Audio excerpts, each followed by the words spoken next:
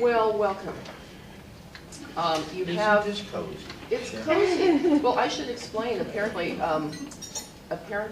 the restaurant has got an event in here right afterward. And so the condition of using this room, we learned, was that we be at a round table and, you know, kind of not mess too much with the room arrangement. And actually, they had us set up way over there this morning, which with all the fog, I literally could not read paper in front of me.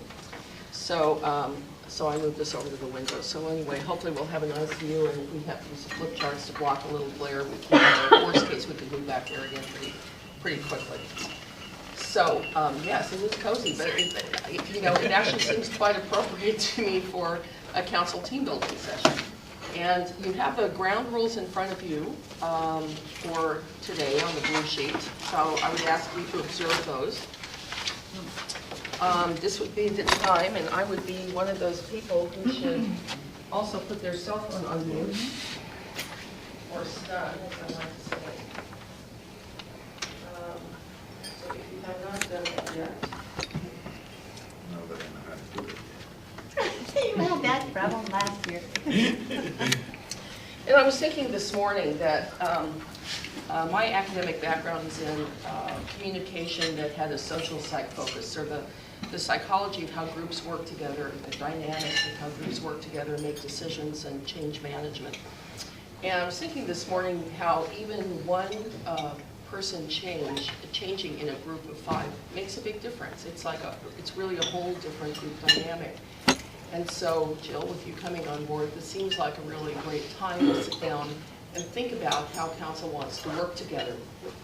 And I think I've said this before with this group, but if you think about it, no sports team, no military unit, no orchestra would ever dream of leaping into their game or into some kind of maneuver or armed conflict or a concert without sitting down and figuring out how they're going to work together and getting their signals straight and doing some practicing together to figure out how to function as a group.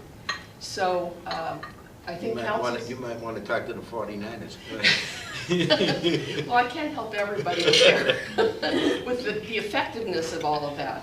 But I bet they have meetings, and I bet they have plays, and I bet they have signals. You know, how well they're working is another matter.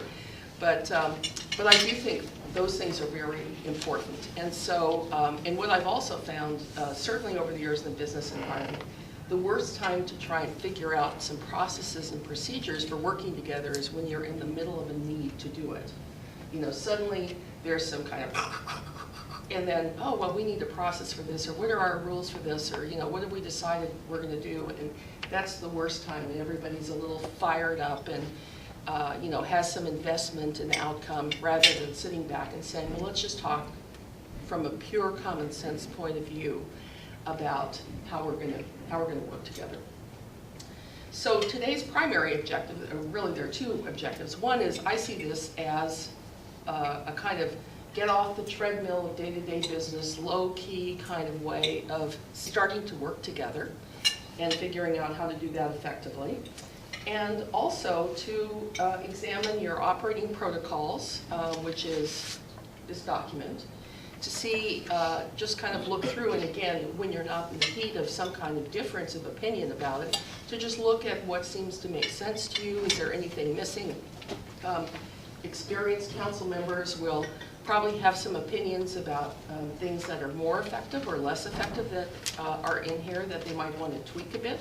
As a new council member, I think it's always good to have somebody take a fresh pair of eyes to this and say, what could be, you know, does this make sense to me? Is there something missing? What could be different here that would help us be as effective as a group as we possibly can?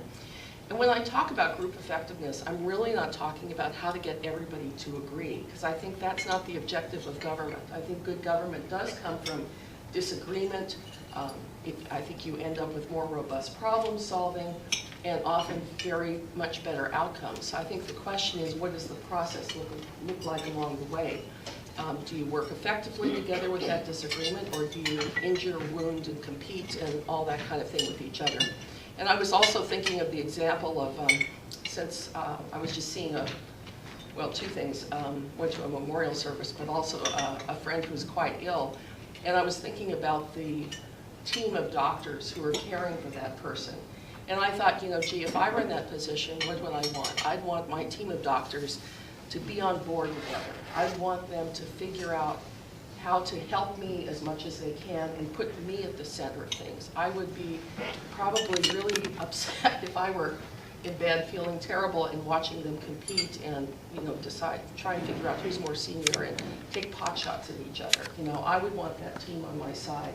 So, and I think that applies to all kinds of, you know, not only local government, but all kinds of service occupations and groups that provide services to people. So anyway, so that's really kind of a helicopter view over what this morning is going to be about. And actually, just one last thing I thought of it. I used to teach negotiation for groups that, people that came from all over the world and all kinds of different occupations.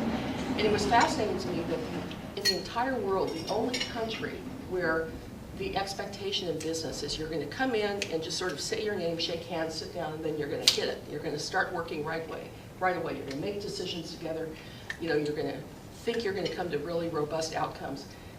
Only the U.S. in the entire world does that. In every single other country, there is much more of an orchestrated dance about getting to know people, about developing good relationships. You don't just walk in and hit it and expect that you're going to get a great outcome from that, or even any interest on the other side from that. So anyway, so that's really what today is about. And but I wanted to just go around quickly and just see if there were, I had tried to touch base. I thought it would take one last touch base with the council when I got back in town.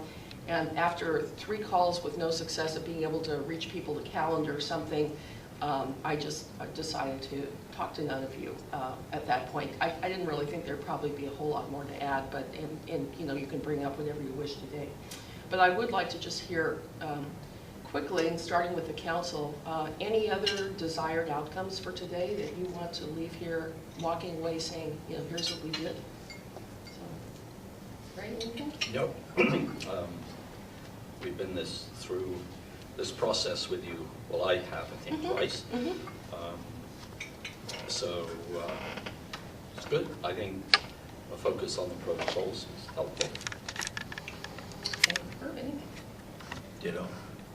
Well, working together, but I think as you said, I think we have a new council member, so it's a new council and a new start for all of us. And you know, just you know, my goal today is that we walk away working together better than we started. I think we can do it. Yeah, I'm looking forward to it. As the person who has been through it, I think it's great and helpful. So I'm looking forward to seeing what we come up with today. Okay, great. Yeah, and I've gone through this before, and I'm looking forward to a focus on, you know, collaboration and, you know, teamwork and, you know, everybody working together and open communication. Okay. And from a staff perspective, any desired outcomes? Not just, you know, not so much desired outcomes, but just how important today's session has been in the city. In all cities, you know, they have a lot of really important work to get done, and the year flies by.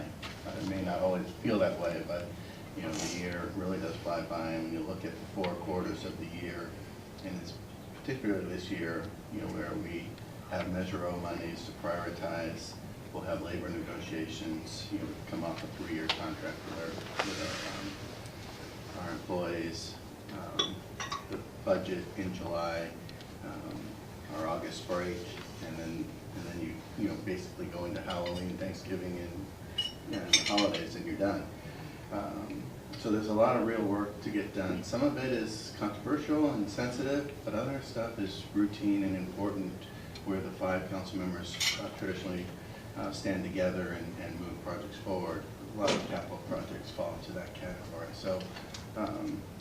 The year's going to fly by, and so as we work through today's how we're going to work together, it will really serve us well as we go into the calendar year and get the city's business done. Nothing for that? Nope, I concur with Adam that you know, this is an incredibly helpful exercise, both I think for the council and for the staff to interact in this setting moving forward into everything that's going to be coming up starting in January. Okay. Well, with that, so let's take a look at the protocols and, oops, excuse me. I'm not, Tom, are we going to take public comment? Okay. Do we have any public comment? No. okay, thank you. Thanks, that's much. Thank you, no, thank you for reminding me. I tend to forget. That's why I still Okay, so let me just ask, as you reviewed this recently, I know everybody has, as you've reviewed this recently, any suggestions for things that could be working better? Anything you want to add, anything you want to tweak?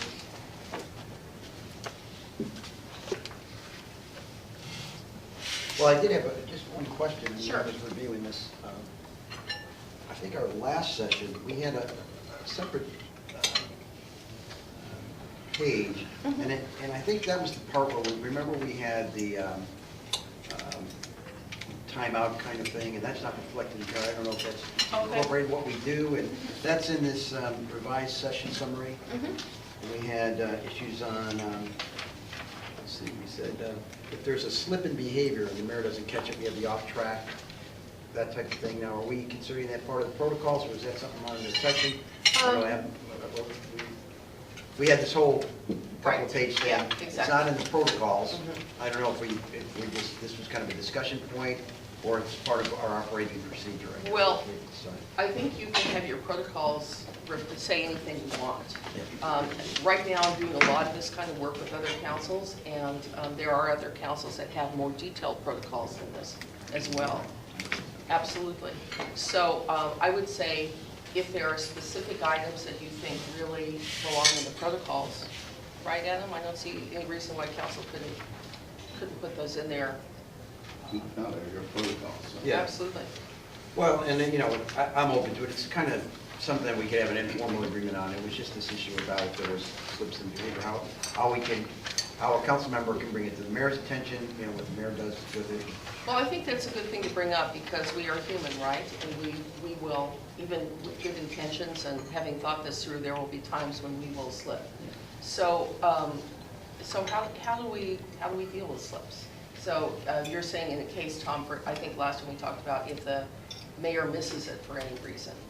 Yeah, and basically, I just looked at what we had agreed to. If there's a slip in behavior and the mayor doesn't catch it, council members will use the term off track. Remember, we're going to have our word. Right, your little code word, yeah. And if they Where hear, are we?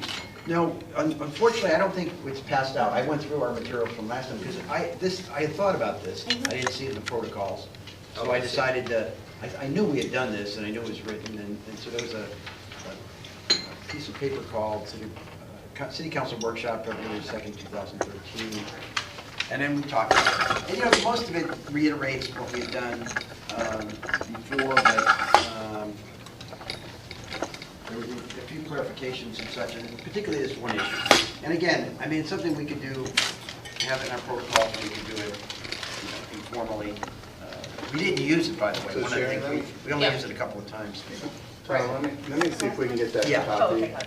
And I might be the only Let one me that see if I has can it. get a copy. That'd be great, too. Okay, I was going to say, I I don't know, brought it that. may help us, because we did, Yeah. that was work we did a year But are we ago. gonna- Right. We should just walk through these. Uh-huh. Yeah, let's walk, and Okay. then we can go back to that. Those are mostly additions or clarifications. Yeah, I was going to say, I didn't bring those because I actually thought it might be kind of starting from scratch. Okay, But that's there's okay. nothing wrong with using that as a, Well, my understanding is that we had left with that, although Right. again, we used it once or twice in the whole year, is my recollection. no, I think you stepped away from the table item, so I'm not sure you heard, but I've been looking at a lot of protocols from a lot of cities, and a lot have more detail than this about this kind of thing, so I don't see any reason why. So what kind of things are in these protocols? Just more about exactly that kind of thing, more about how council works specifically, more incorporating some of those things. So anyway, those were the notes from last time, but they absolutely can be incorporated efficiently in here. So if we still agree. Sure. And, you know, my opinion is I don't know if we need that much more detail, because then we get into arguments over what the rules are. I mean, we want to set the general tone and have places where we can go to when we get stuck. Well, exactly, and I think that's a really good point, is that particularly when you get stuck or when things do get off track, I think that's when you do want to have some kind of guideline for how to, you know, back up the train and get back on track. While we're waiting for that, is there anything else that somebody might mention that I you just thought think we of? have to go through it. Yeah, Okay. I- Especially All right. definitely. for agree. Jill. Let's- Yeah, let's go through it. Okay. Let's do that.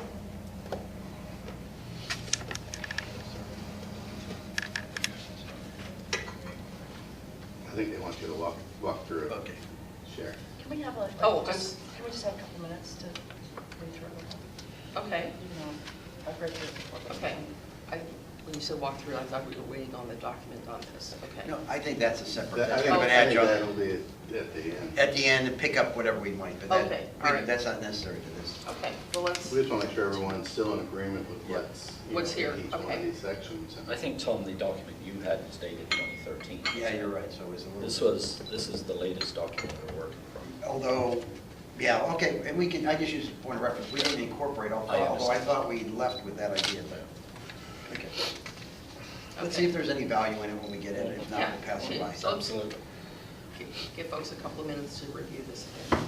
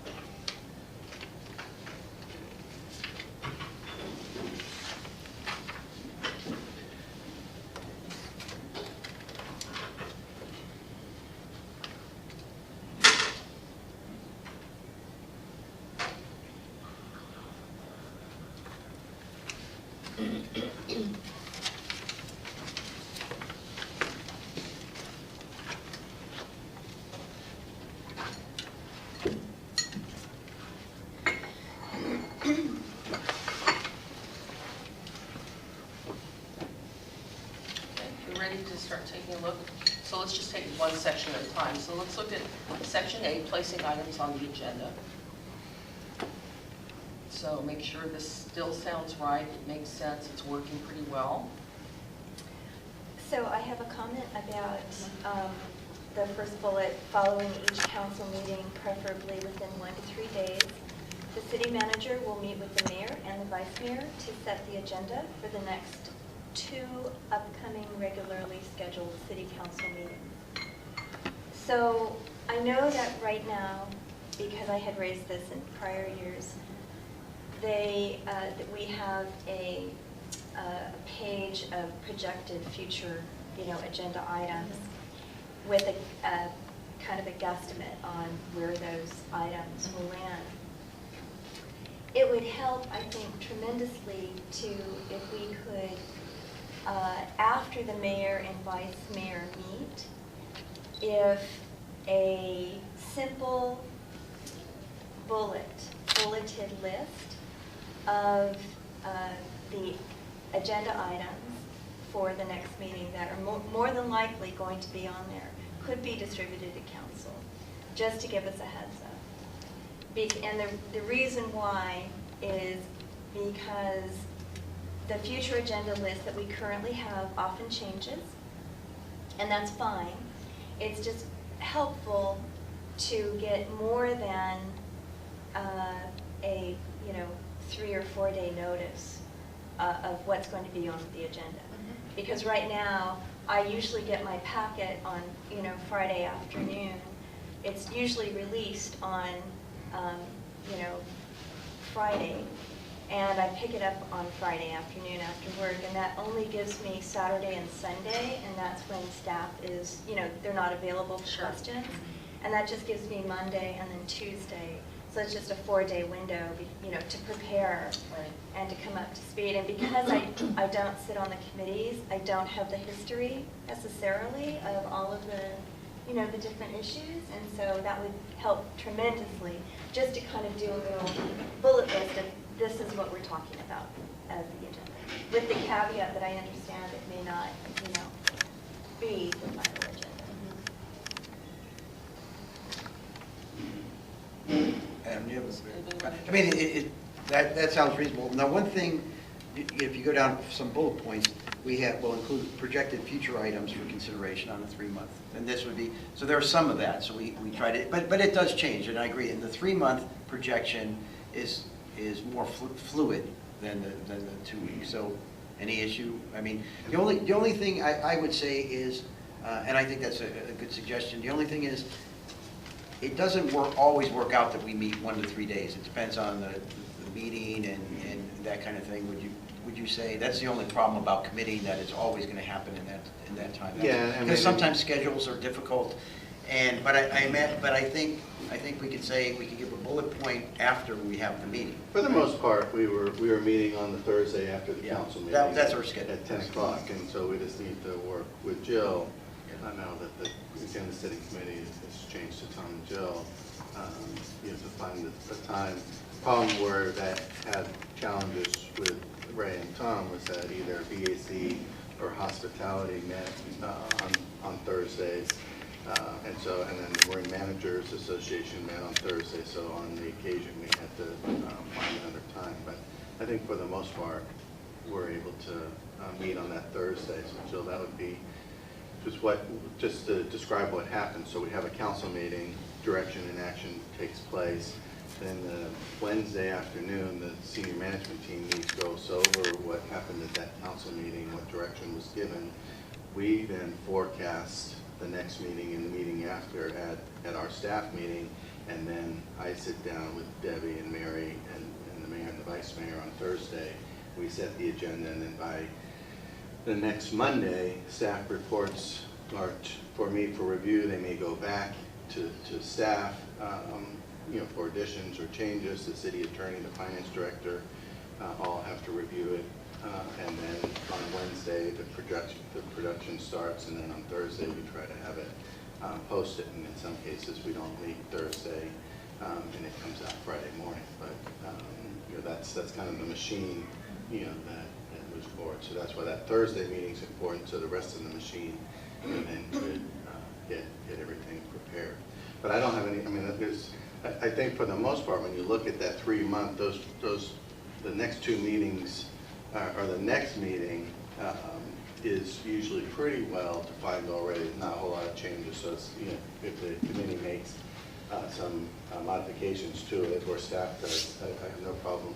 At the end of the day, Thursday or early Friday, sending out the revised forecast. And you're talking about a bullet. We're going to discuss the new sidewalks, beams, and the reason, just for Jill's information, that we don't issue the packet earlier with more detail, because we're concerned once you do it publicly, then if it changes and it's a work in process, then it's a problem. And then somebody says, well, you issued this 5 days ago, and you're real, and they were still working on some of the changes. That otherwise would be nice to give people even more time, but that's why we don't do that. So and thank you for that, because I think it's important to stress that I'm not requesting the packet, I'm just requesting a bullet. Yeah, of course, I mean, sure. just a simple email with the bullets. Does anybody see a problem with that?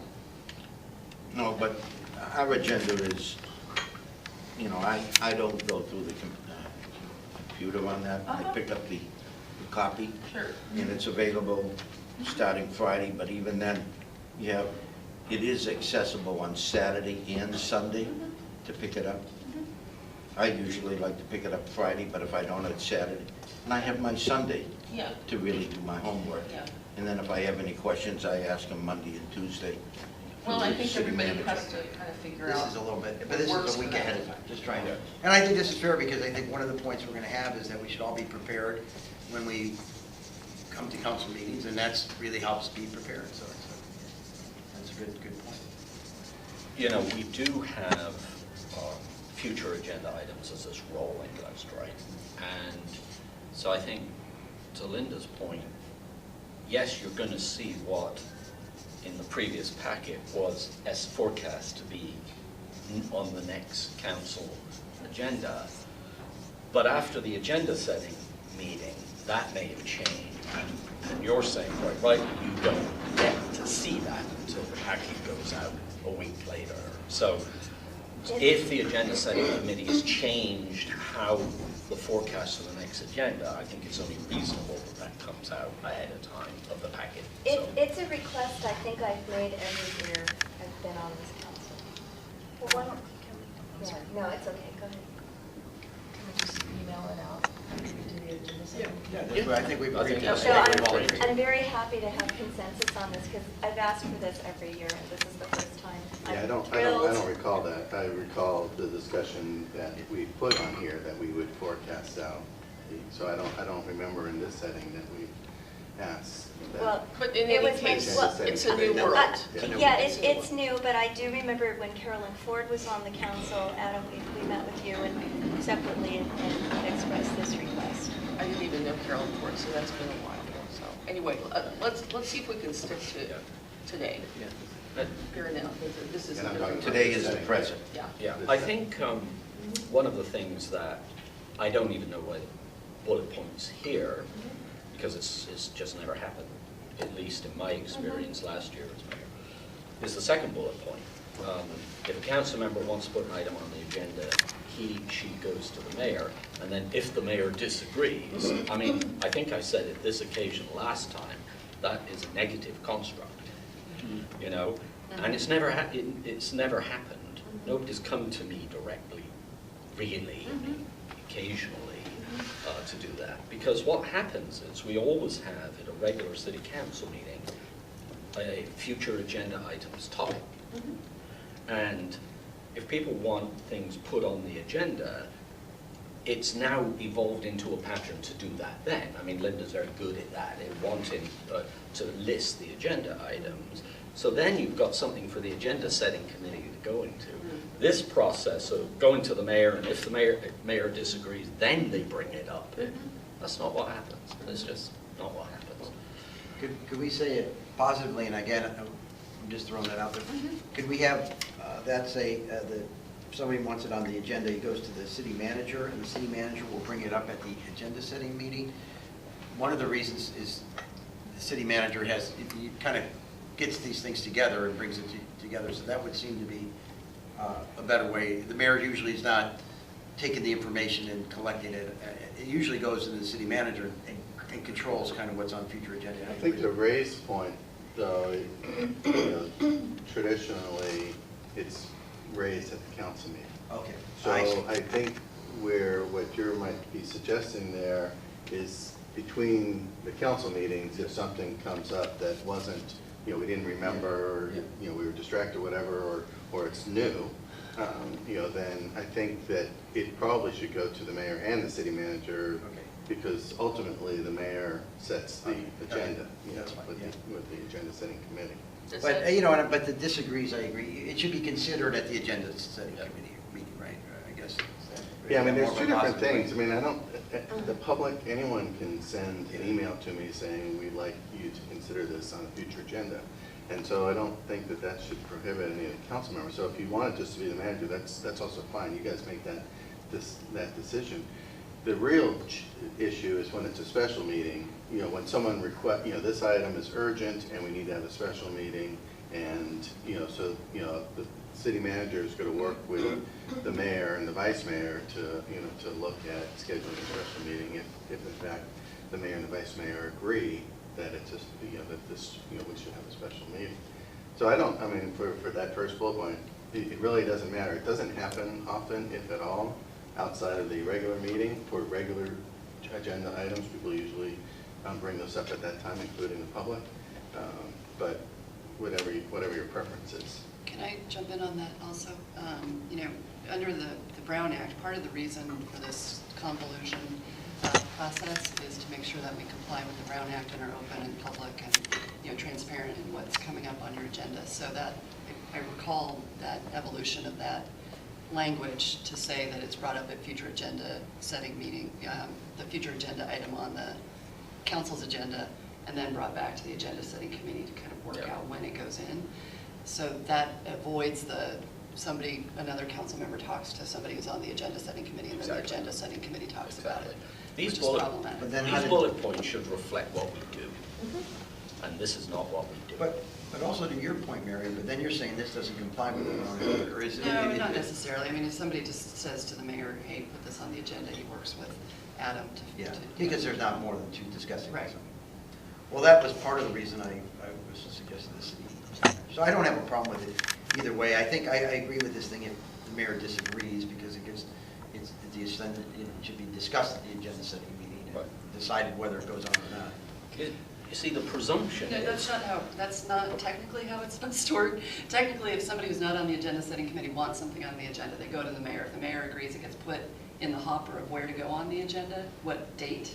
If not, if the mayor says, hey, we don't have time to talk about this, or I think we've already talked about it, or whatever the response is, then they're supposed to bring it up at a future agenda item on the council agenda, so that you're avoiding any convolution with the Brown Act. So it sounds like you're saying this is sort of Brown Act language. Absolutely. Yeah. Well, I'm sorry, I again disagree. How this is written is not what we do. I don't disagree with that. Therefore, let's have understand something that we yes. do. No, but I understand what you're saying. Ray, I mean, even though we don't use some of these things much, if it's something that may be used, it might be worthwhile to have it on. There's a presumption here that if somebody's bringing it up under future agenda items, there's been a disagreement with the mayor. Yeah, That's not true. That's why I don't agree. I mean, I think we could have bullet point 2 and number 3. We could just say, and it shall be discussed at the agenda setting meeting. What? That's the Brown Act. That would be Brown. That's the Brown. Oh, I see. I get you. That's why it doesn't Okay, say sorry, bring it to the finally. agenda setting committee. I It got says you. go to the Finally. mayor. So that's Linda me. contacts Took me. you Yeah. and says, I want this item on the agenda. Yeah, and then there's 3. But yeah, I got you. Then Yeah, finally it took Violation. Okay. Now you understand. Okay, so let's just keep it. I mean, Well, no, I don't agree, actually. I think this is misleading. what would you? And I've been saying all along this is What would you misleading. have in its place? I would get rid of if the mayor disagrees. If you want a future agenda item, you bring it up under future agenda items at the council meeting, Like we do. like we do. No, That's what we do. This is for something in between. But let's state that's what we do, because again, the presumption here is, if it's coming up on future agenda items, there's automatically been a disagreement. That's written here, that's presuming it. I agree. I hear, what, and I understand your point. And I think what's important is that it's kind of an interesting process right now, because I remember there was a situation a couple of years ago where I really wanted something on the agenda. I emailed the mayor, and nothing happened. And so I began raising it in future agenda items. And in that case, the mayor and the council had consensus that they did not agree with me. They did not want, I think it was the fair housing analysis, impediments of a fair housing analysis the county was doing. And so I repeatedly asked that, probably 6 times. So that, I think sometimes you do raise it, and it is because the mayor and vice mayor disagree. But other times, I think you're right. It's raised, and it's could be a scheduling issue. So Ray, this one is kind of a traditional bullet point on probably most agendas, most protocols for councils. I understand what you're saying. We don't do it that way, but I think it is meant to be, if you have an item and you don't raise it for whatever reason you don't raise it, you have a path to the mayor to say, I think we should talk about this, and the mayor can say, bring it up at future, I'm not comfortable, doing that outside of the council meeting, or I agree with you, or I disagree. I think it's just a standard that people use. Now, if you want to change it to the city manager, I just think to have another outlet is probably still good to have, even if we don't use it. It's still a Brown Act issue if it goes to the city manager. Same thing, because we would be discussing it. Someone generates it, and mayor and vice mayor discuss it, it's still a Brown Act problem. I mean, the instance I can think of it coming up in kind of a neutral setting is if you've gone to one of your county-wide boards or commissions and there's some need to have a specific discussion, and you don't want to just raise it during council member reports, that we've had items brought forward and agendized. And if you were to tell Adam that, and he just puts it on the agenda, and that's it, and there's no problem with the Brown Act. If there's something that somebody wants specifically on the agenda, as the issue Linda raised, the fair housing analysis, then bringing it at the on the agenda at a public meeting is the best way to do that. So is there any, I'm just wondering, is there any way to add a phrase that just clarifies that? For example, if the mayor disagrees or for emergent issues, for example, as the result of a... No, I would be a little careful about someone can just put it on the agenda, no matter what it might be. I would stick to what it is. I understand. Now I'm getting, and we have this language about the mayor disagrees only because of the Brown Act, so I don't have a problem with it. Can I make one suggestion? What if you said if a council member wants to put an item on the agenda, they can raise it at future agendas on the council agenda? Yeah. If it's time sensitive and it's not, there's not enough, really truly time sensitive, like, it has to be voted on the next meeting and there's not a meeting in between, then they can go to the mayor or the manager to request that it be put on the agenda. Just trying to work with both of the concepts. Yeah, we could. I don't know. I mean, I could imagine things that we were going to have it on this one and we didn't discuss it. It didn't get on future agenda items, and someone, tells the mayor or the city manager, we forgot to put this on and we really need to put it on, or we should. I don't know. I mean, then all of a sudden you have some hoops. I think it's fine if someone wants to raise it, and then the mayor, we look at whether it's appropriate to put it on. I don't know that you need any further discussion. I mean, limitations on it. So I have a question regarding public input in the agenda setting process. Because to use the fair housing analysis example again, that was a real critical report that the county was creating that I had some concerns with respect to some of the, there were some like high density, or, kind of programs that could be interpreted as such. And I raised this as an agenda item several times, and I know that residents sent several emails requesting this on the agenda. It never made it on the agenda. Even the committee itself recommended that it go on the agenda, and it didn't happen here. I wonder if we want to do something with the protocols that kind of say if council receives multiple email requests on an agenda item, or is there some sort of a tipping point where it would compel council, the council majority to put something on the agenda, even if they resisted, they didn't want to? I wonder if we want to talk about that in terms of, resident input. Yeah, I agree with Linda. I think there needs to be some kind of safety valve, or if an elected official has a constituency and there's an issue that they want to put on the agenda, I think that there has to be some sort of mechanism.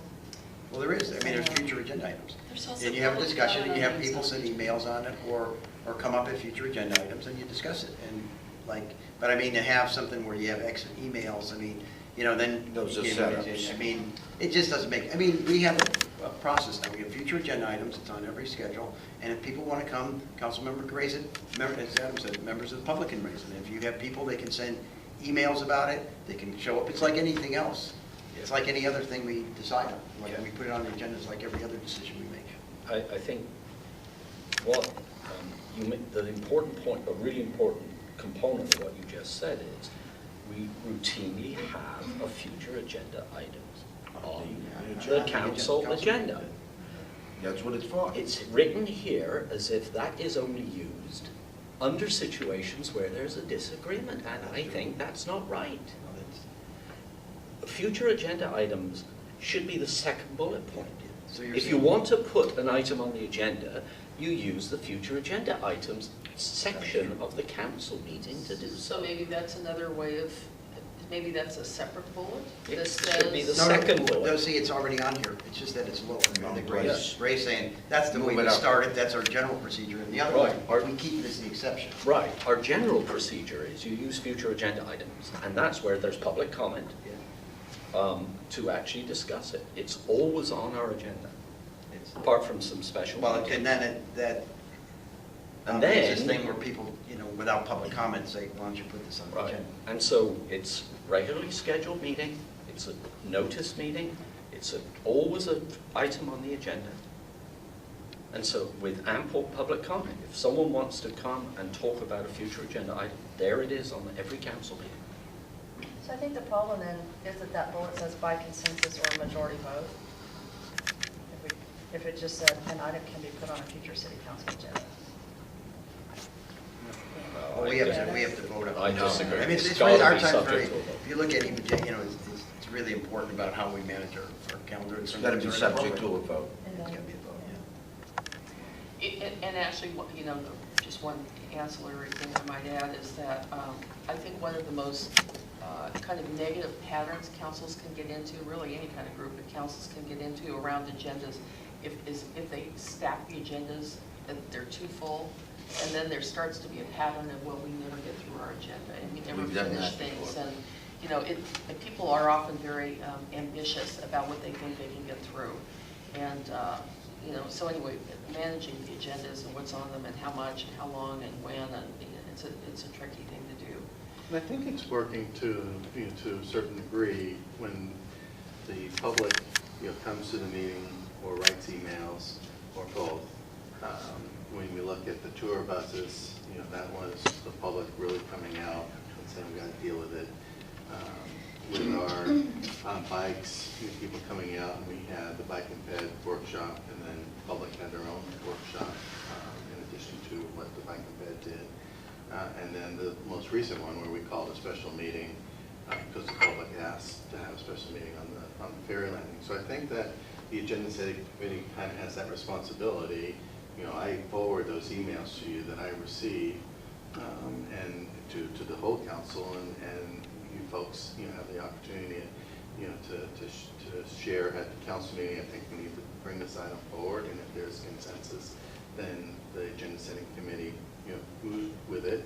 If there isn't a consensus, but the continued emails are coming, or when you're at the grocery store or just walking up the street and people are tugging on your shirt, hey, we need to have this conversation, 3 days have passed or 2 days have passed, and the agenda setting committee is sitting there and saying, look, I know that we didn't have a consensus on Tuesday night, but we should probably, we have new information or more information, let's go ahead and agendize this. So for the most part, I think that it's working. When big items bubble up from the community, I think they make it, onto the agenda or onto a agenda, because we have multiple other committees, for sustainability, and people are worried about the size of the carts. The carts, that was something new, so that would get agendized on the Sustainability Commission. The Finance Committee, OMIT Committee, we have a variety legislative committee, all the different task force, Bike and Ped Committee, the items would get agendized and the public would be invited, to continue to participate. So we also just need to look at, how do we take that information, and there's a question between urgency. Does it have to be done right away, or is there a way to have a public dialogue, that moves us forward? Friends of the Dumpy Park, another example. We think that we need to keep moving this forward. Priority calendar has it up there, but we don't really have the money in terms of our priorities for capital projects to move it forward. But Jacques and Paul Leffenwell, they held, the public workshop and got a lot of feedback and came forward with a conceptual plan that the council 5-0 said, yes, we support, you know, the direction that you're going, keep going forward. So I think the process is working. So it needs to be the exception, you know, where you know, it might not be as efficient as it could be. But I can't think of too many cases, more than a handful of cases where that's happened in the last 7 years. So Mary? I have a response to Adam, if I may, if that's okay. So thank you, Adam. I think that's a good kind of summary. I would comment that it took over a year for the tour bus issue to be on the agenda, if you guys will recall. And, you know, it was, the bike forum was organized by a resident. It was, you know, a resident activist who was really concerned about the bike forums that, you know, generated that. And the ferry landing took 3.5 months of requests before that public hearing was scheduled. So I think that these are examples of, looking at an agenda and getting some change, but that the amount of effort and, you know, that was required with regards to educating the public to get something, to get traction and momentum, get something on the agenda, you know, took a while. So I don't know how we address that. I don't, you know, but I do think that it's good to be receptive to public input when people are asking. The Airbnb issue is an example. You know, if folks are asking and it's 6 months, a year, you know, something to consider. Well, I don't agree with all your characterizations on the history, but I don't think it's good to get bogged down in history. It's going forward. And the problem is you just have to look at these issues when when we're able to get information and bring it to the public. If you bring it prematurely, you don't have the appropriate presentations or public input. So some of these things take time, and there's some debate, and things should move on different paces. But I would recommend that we look at what the protocols are now, and then as we go forward, see what will work. Because I don't know that, I mean, you can go to a number of examples that things don't always work perfectly, but, you know, is this the right form in doing it? So. Mary, you had a suggestion about maybe some alternate language? Well, addressing Ray's point, if under the third bullet point, you took out if the mayor disagrees, and you said a council member should also raise the item during the future agenda item of the regular scheduled city council meeting. That's one alternative. I don't know if it gets to where you're trying to get. I'm trying to get to what we do. I think Ray is correct in that we do raise future agendas. For example, if we have a resident who, you know, shows up and says at the microphone, this is a real issue, I'm really struggling with this, you know, it's an opportunity for council to say at the future agenda item session, let's put this on an agenda. Let's talk about this, let's put it on an agenda. So perhaps, is it possible, could we have kind of a two-track approach? One being we approach the mayor and communicate our request, and the other being we raise it during future agenda items. I think that's what the language I just suggested. That's what it does. My interpretation was that if you're raising it during the future agenda items, the interpretation is that you don't have the mayor's support, which That's is, what raise it. and that's my point. And I agree with yeah. you completely. And I on agree that. with that. And we And should frankly, rewrite this. sometimes That it should is that I don't have the mayor's support, but Right. sometimes it's not. Yeah. So Right. I don't have council consensus support. Right. So that was the reason for deleting Yeah. that first.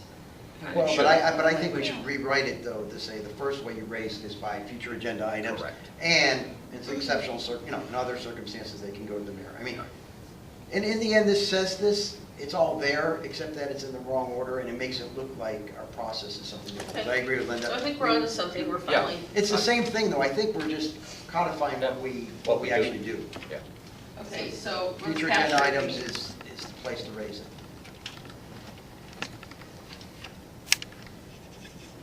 So that's kind of standard operating procedure, right?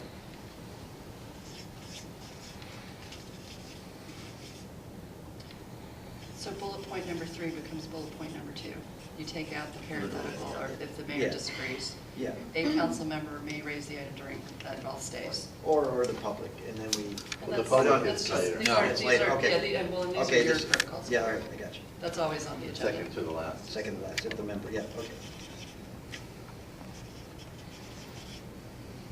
Um,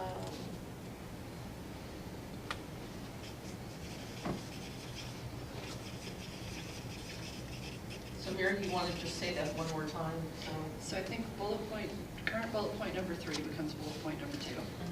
We take out the language which reads, if the mayor disagrees, comma, the, and it just says, a council member may raise a future agenda, may raise an item during the future agenda item section of the regularly scheduled council meeting. And I'm not sure what you want to do with what is now bullet point number 3. Which was bullet point number 2. Correct. Well, between meetings, it's what happens when you don't meet. You have the future agenda items meeting, Mhm. and if between meetings, there's something that needs to get on the agenda, then they would go to the mayor or city manager to discuss. Is this back to the time-sensitive concept that I kind of Pretty threw out much so, earlier? I So you guess. could say, if an item is time-sensitive and it's not, there's not a city council meeting to raise it, that you could bring it to the mayor. Does that work? And we're actually adding another bullet point, so those numbers are going to be doing about the list of agenda items being sent out. Yep. But what happens if we have that bullet point, if it's time sensitive and it's not, it's outside the meeting, and the person comes to the mayor, and the mayor disagrees, says, no, we're not gonna put it on, we need to address that, right? Well, I guess, then it throws them back onto the regular process. Right. Yeah, that goes down there, close immediate emergency action at 5 Good. Board of Council. Yep. Yeah, and that's directly out of the Brown Act. Okay. If something is not on an agenda, Yeah, and okay. there's not time to put it on the agenda because you don't have time to notice it, then there's very specific findings you can make to place an emergency item on the agenda, but there has to be that urgency. Okay, I think we have a first decision. Yes. Good. This is good. Actually, a second decision is good. So we've spent a fair amount of time on this, and I've kind of let it go because I think this is a really, really important piece of council protocols, and so I don't think the others are necessarily as, as meaty as this one potentially is. But anything else just quickly here on A before we move on, because we should move on here pretty soon.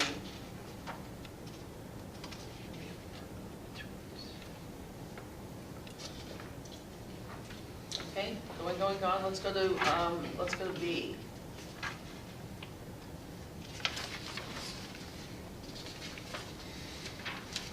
I guess a question I just might raise, since I've been, like I said, looking at a lot of other protocols, is in most cities, there is some kind of definition for how much time a council member can request in terms of staff time. And typically, it's like up to an hour. So I don't know if that's been a problem here or not, or if you want to put any more definition, or... No. Well, you have it on D, It hasn't been. doesn't D address this, and then,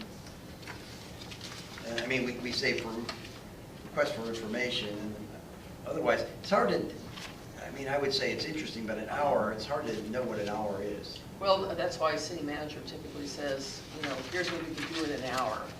And it just prevents, any one or two or three, council members from requesting things that just take hours and hours and hours of staff time. But if it's not an issue, if it hasn't been an issue, then, okay, all right. So anything else on B or C?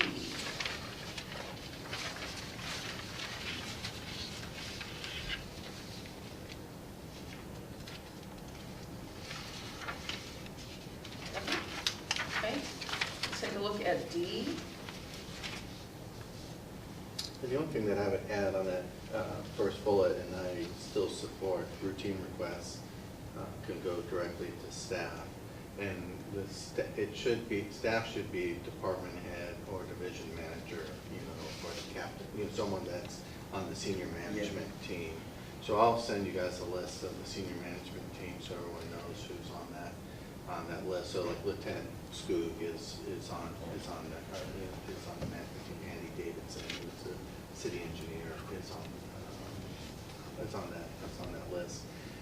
But what I asked is just to be copied. So, because, you know, we have multiple spokes on this wheel that's going through town, and not every department is always coordinated. So you may ask a question that looks like it's a police department question, but it's code enforcement, and you might think, well, the police will be doing the enforcement on that, because the activity happened on Saturday and staff wasn't working. But in some cases, and on code enforcement, in most cases, it's community development. So when I see a question that goes to, you know, to the chief saying, you know, what are we doing on that noise complaint of construction that's happening on Saturday or Sunday outside of working hours, the police may say nothing, you know, that's not our responsibility. But I would quickly, you know, then send that email over to Danny and say, Danny, can you follow up on this? And so to Linda's point earlier, we had, you know, we had a stop work order on a project, and members, the Clarks came to the council and said, you know, are you guys going to do something about this? And so both the activity was kind of, was tricky because we put a stop work notice on the job, but they were watching, the residents there were watching, the resident who lived there was watching when the police department would show up, and then they'd stop work. You know, so we happened to have the police department show up in the morning, in the afternoon, and at night to see if work was actually happening. And Danny actually was in town that day, so Danny showed up there and then talked to the property owner, and then actually has got them now moving towards compliance. But you know, there's a lot of activity, so it's always good that you copy me. So when you reach out to one of the managers and ask a question, which I encourage you to do, just make sure that I'm copied so I know what's going on. Well, what about when I asked Debbie, is there a chicken or fish at the MCCMC? I mean, literally, or yesterday I asked Debbie to, maybe I violated protocol, to send me a resume on, you know, someone who was applying for trees of use. Now, is that something you want to be copied on? I mean, it is a routine request for information. You may want Adam's input on the chicken or fish. You may have had it before. Yeah, I think when you're talking about something that's a personal note. Okay. But when if it's city business, you know, I just like you, I have a delete button too, and I don't need to read them. But it's just, you know, it's just keeping me in the loop on what's going on, and you know, the staff also has responsibility. So if the staff says, you know, look, you know, Tom's email is about a commissioner, or wants information on a commissioner, my response may copy the city manager on it. So, you know, I'm trusting you five and the staff to know when to, you know, keep me in the loop. And when in doubt, you know, tag me onto it. But Yeah, because, you know, basically the setup is the city manager runs the city, and the city council sets the policy. So I'd suggest you make that explicit, like take out the word staff and say a department head or a division manager, and the city manager will provide that list to council. Does that make sense? And that is your senior management team? yeah, this is Or just senior management team? Yeah. Okay.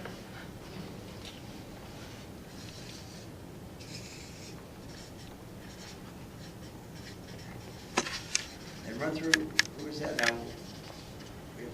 Again, it includes Debbie and Lily.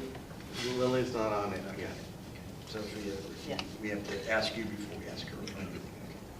And so I would just say, it's State of course. more for your benefit, Jill, because I think other folks have been around this for longer, but it's a funny dynamic. When you become a council member, you take on a mantle of authority with staff that, I mean, you may just think, I'm Jill, I just want to say hi and, you know, interact more informally, but you have this mantle of authority that does create some separation. And staff members, and I'm talking generically across all entities I work with, staff members often don't know how to handle that. They don't know what to do with it. And sometimes, you know, you might just casually ask a staff member a question or, you know, bring a problem to them, and they, you know, they're trying to be helpful. They want to get things right, and so then they are, and then it's like, okay, now you're my go-to person. And then sometimes that creates awkwardness even with their peers, because they're going, wow, she's really cozy with this council member, you know. And so now maybe I have to be a little careful about what I say. I mean, just the unexpected consequences of the way councils interact with staff members. And so that's why it may seem like there's some formality here, excessive formality, but there really are some sound It reasons. should go through the city manager when it comes to any staff. Well, Within or reason. I mean, within this if you want to guideline go, that if I Heather want to go just laid speak out. to Public Works, Jonathan Goldman, it's his, you ask or you let them know that. Yeah, we're not saying that, we're kind of moved off of that herb a little Yeah, I bit. know, but Because, yeah, I mean, I think that each of the department heads, you know, they are professional and they understand when things are sensitive or not. And so I'm just saying that if you send an email to the Public Works Director asking what's the status, you know, of the pump station at Scotty's, just copy me on it, you know, so that, you know, I'm aware of this conversation. Exactly, You that, ask you me, know, can I go it's ask still, Jonathan about it's it? still basically going through the city manager. Well, yeah, and also because, and you know, it doesn't just happen in cities. I mean, those of you who've worked in the private industry know this too, that sometimes somebody can, you can walk down the hall and make a casual request and you might set 70 people in motion without realizing it. So, you know, that's why the city manager needs to be at the center of it, because, you know, he or she is looking at the big picture. You don't want to deprioritize things through a casual request, so. Well, and that's, you know, I mean, this one is on routine, right? So the section before, you know, where council generated work would be, you know, that's a whole different discussion, you know.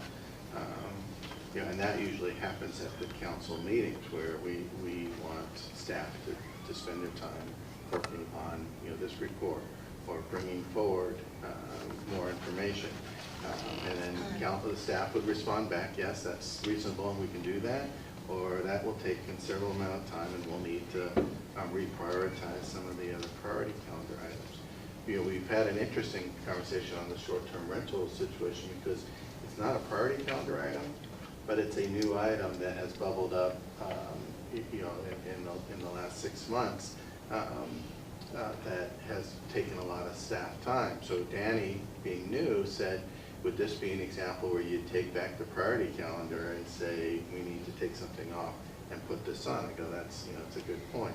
You know, so, you know, that's where this kind of gets a little bit gray. But on this first point on D, it's supposed to be routine. And, you know, Tom, your question on Lily, you know, Lily and Susan Patterson, our HR minister, they're not managers, but they, you know, they're one people show.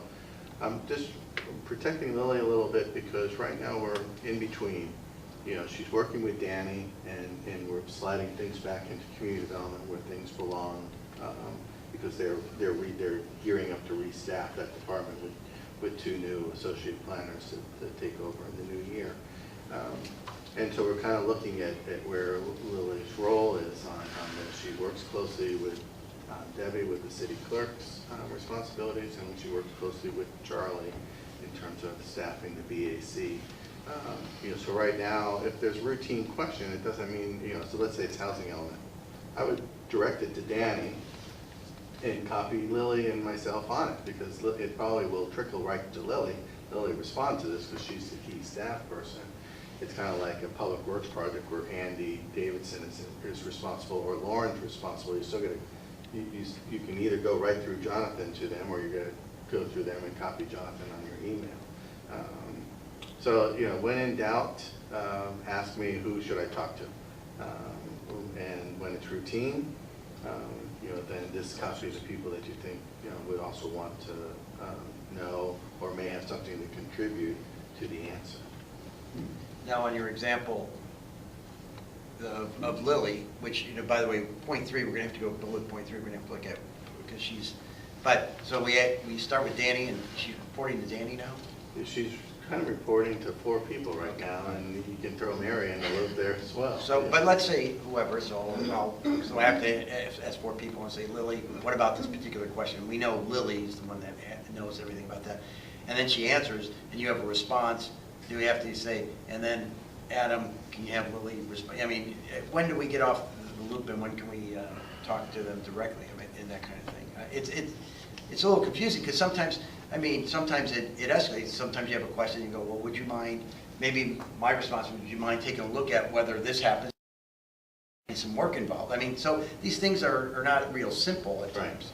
And again, it goes to the point 3, if you have a question about something on the agenda, many times Lily presents it, you know, she's an example. If it's Jonathan or Jennifer or it's for Charlie, it's a different case. So, I mean, just wanting to admit the protocol. Lily's the one that is probably most, vague right now on how to communicate to her. So, let me give that a little bit, more thought. I have no problem with you communicating directly to Lily. It's just who are you copying, and are you going this way or this way? It doesn't really matter, right? It's are you two or are you CC?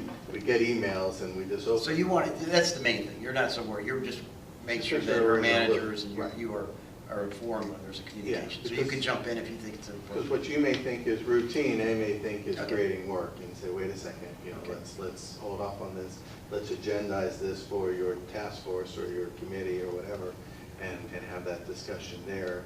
And in the meantime, I can talk to Lily or whomever's involved to figure out, what are you working on right now, and how does this fit into what you're working on? So we don't, because Linda may be sitting here saying, I'm expecting at the next council meeting this information. Well, all of a sudden she gets tied off going another direction on some other work, and we don't have as thorough report because she lost an hour or two doing something else.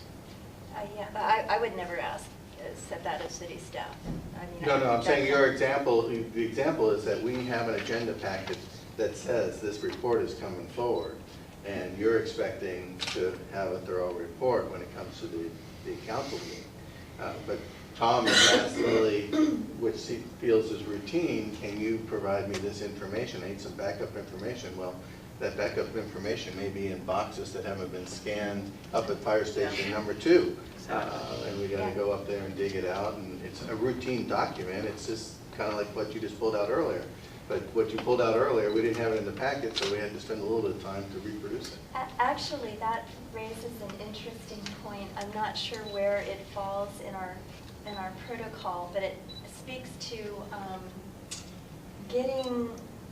You're talking about complete packets, and I know that on many occasions we don't have the PowerPoint slides posted before the council session. Ferry landing would be one example where the ferry designs were not posted, as PowerPoint before the council, and in some cases still isn't, posted. So. And I don't know if it falls here for protocol, but I'm just wondering if, we could look at, putting an emphasis on trying to get PowerPoint slides and complete package materials posted online before the city council meeting.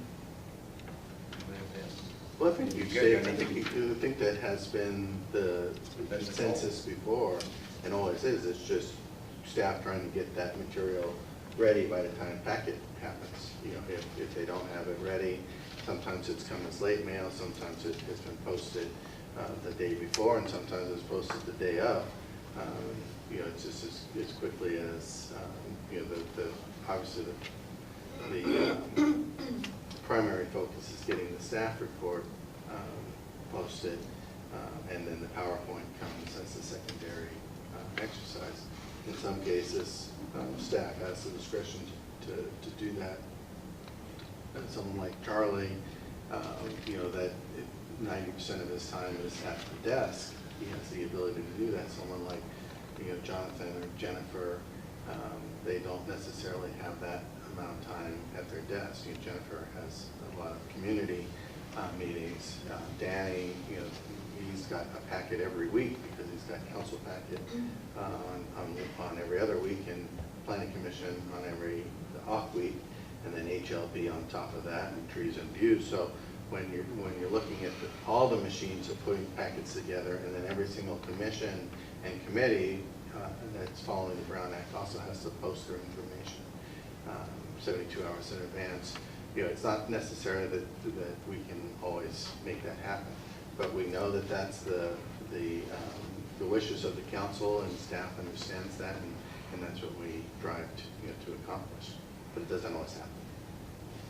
I will say, I do hear this in almost every small city I work with, because everybody's stretched for staff, and they're scrambling to do a lot of things, and so they're often working on those things at the last minute.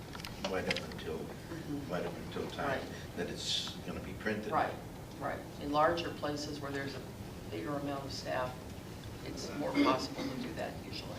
And I can understand that with, the routine, issues that come before us, but for the more controversial, topics, the controversial topics that have the public's eye, I think there should be a priority placed on providing and posting materials ahead of time, at least a day or two ahead of time.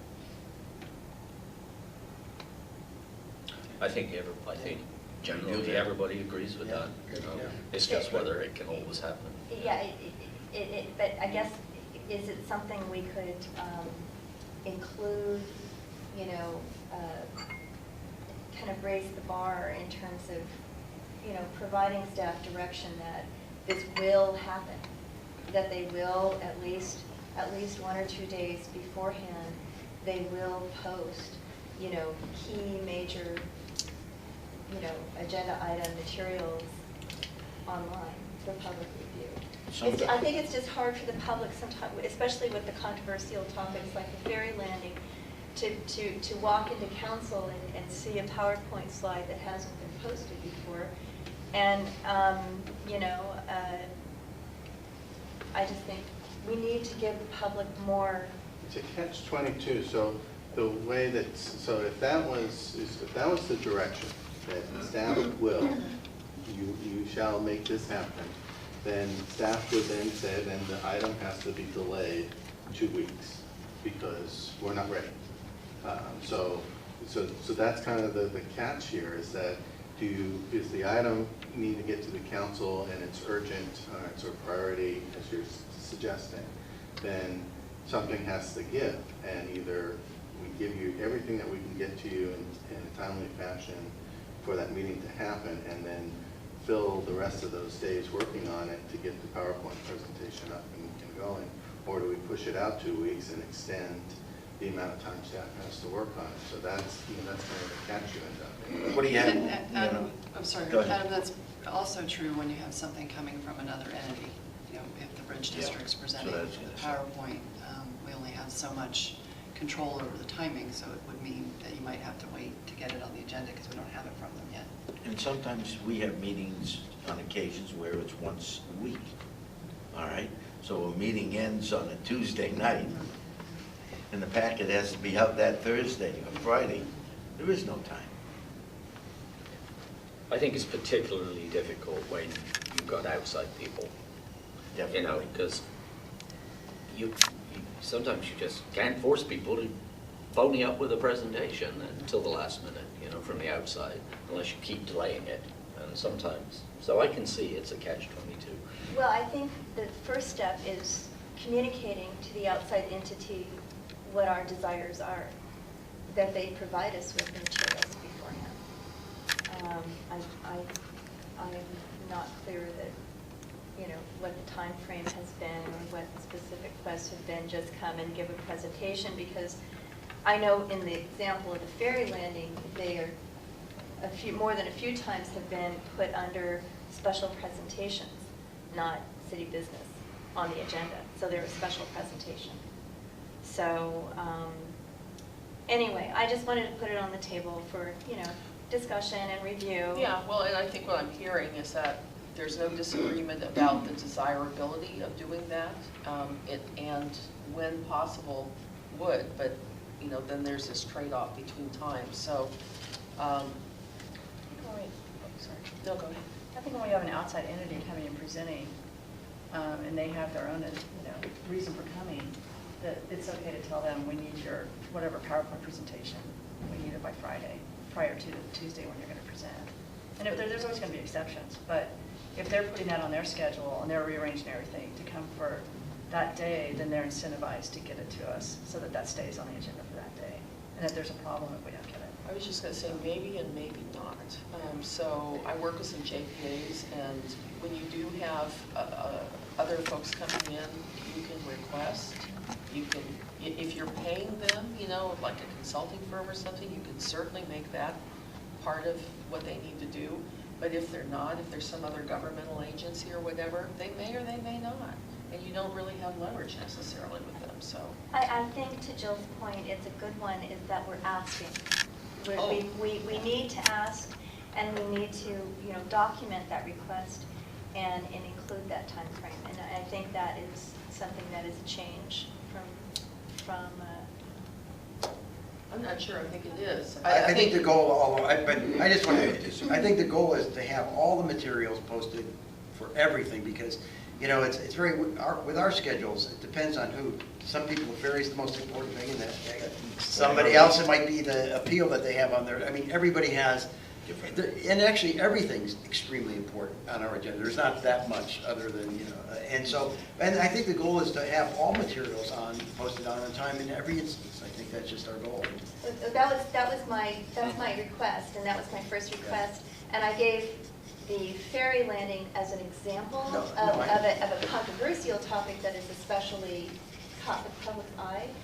But yeah, I mean, absolutely. My request was that everything, because oftentimes, you know, I will walk into council and I'm seeing a presentation that is not part of my packet. And so it's a summary of the packet. Sometimes there's new information presented, and it just seems like giving that to the public at least a day ahead of time, you know, would go a long way for public outreach. So I think everybody agrees that we want to try and get everything on the agenda. Yeah, I'm hearing violent agreement, Right. actually. The question is what happens on those occasions when it can't happen. I don't know. And that's what happens. Do you therefore postpone the meeting? Do you postpone the agenda item? Or do you make do? That's what the question, that's the question. And I think what we're hearing, though, is that the difference would be that here we're giving staff direction that should be the exception, that it's the exception that a PowerPoint is presented for the first time in council and not posted ahead of time. And I think that's what's new. I'm not hearing agreement to that. What I'm hearing is that there is this, here's what I think I've heard agreement to, that it's a goal to have all materials posted in advance, but it may not always be possible, as there is a balance between bringing an item in a timely way versus the ability to be ready with materials in advance. And so, you know, what I'm hearing is you can't always have it both ways. You can't have it in a timely way and have the materials in advance too. But what I'm saying is, of course, there's agreement that it's a goal to have that, but that's not changing what we have today. My recommendation is that we would provide direction to staff, the expectation that all materials are posted for not only council but public review as, you know, appropriate, and that happens before the council session, and that it should be the unique exception to have new information and new PowerPoints introduced at council session. So let me just ask, how many people would agree with what Linda just described? Well, and I got to say, ask staff, please. I mean, when we just focused on PowerPoint, certainly all the materials need to be there in advance. And at some point, I guess if there's key pieces, we may have to delay. But I've never seen that happen. I think that's going to be a real exception. But PowerPoints, I mean, if the staff, they're just using that, it's, you know, the way people use notes. I mean, you know, somebody might not get it in time, and they go, well, I didn't get it in time, so I'll just talk about it instead of having PowerPoints. I mean, I think PowerPoints are different to me, and I understand what you say about the ferry landing, because ferry landing had some diagrams and all. That's the important part, and I think that's different. But on the other hand, when Charlie's getting up to give a talk, or you know, Jennifer's going to talk about the police, and she didn't get her PowerPoints in place in time, you know, you're going to say, well, okay, Jennifer, why don't you just go for it, and we won't have PowerPoints. I mean, that's going to be the thing. So we got to be a little careful about when you talk about PowerPoints, because they're just used as to walk people through, as opposed to the key documentation of things. And I would say on the ferry, that looking at the charts and what the ferry landing plans were key information. That's a distinction. Yeah. And I guess what I'm seeing too is the PowerPoints, if the PowerPoint is just a summary of the packet, like, you know, I said, I'm cool with that. Okay. But when the PowerPoint is introducing new information or summarizing information in a way that is, you know, kind of juxtaposing data to create a new kind of understanding or perspective, I have seen PowerPoint presentations that provide more data than, you know, and that perspective than what I'm getting in my pocket. All I'm saying is that I think it should be the exception, not an expectation. That, you know, it should be an exception that we're getting stuff, any stuff, just on the, you know, right at the council meeting. And I think that's where it is today. Yeah, You have to have Jill's- flexibility. To Jill's comment, you know, there were some outside groups that asked to be on our agenda, and in that case, you tell them, this is what we need and how much time, you know, so if you want to be on the agenda, you're going to this. And then there's other times where we ask them to come and participate. And in some cases, you know, that's one of the fluid things that happens at the agenda setting committee. We have the long list. And so, like, one of the appeals, you know, we wanted to have the appeal back in October, but, you know, their architect was traveling, so they couldn't come. So we're like, well, what do we fill? Because they don't always communicate timely to us that, hey, we're not going to be able to make that date. You know, they're doing their own deal. So an example is that we brought Marin Energy Authority and PG&E, you know, to come talk about, you know, Sausalito is the only city that's not a member of Marin Energy Authority. Let's look at the finances of this, and then let's look at the environmental value of joining. And so, you know, we call them and say, you know, and we might call them on that Thursday, and the meeting is coming up shortly. So they're not going to drop everything to put a PowerPoint presentation together to meet our deadline, but they'll try to have information provided to us by the time the meeting, you know, happens. So in some cases, it's just not, it's real fluid. So it's, you know, the more we peel this onion to figure out how do we make this happen, I think staff understands that this is the priority and the direction of the council, that all pertinent information is in the packet in advance. And then we look to council to understand that in some cases it may not be possible, but we are continuing to work on that.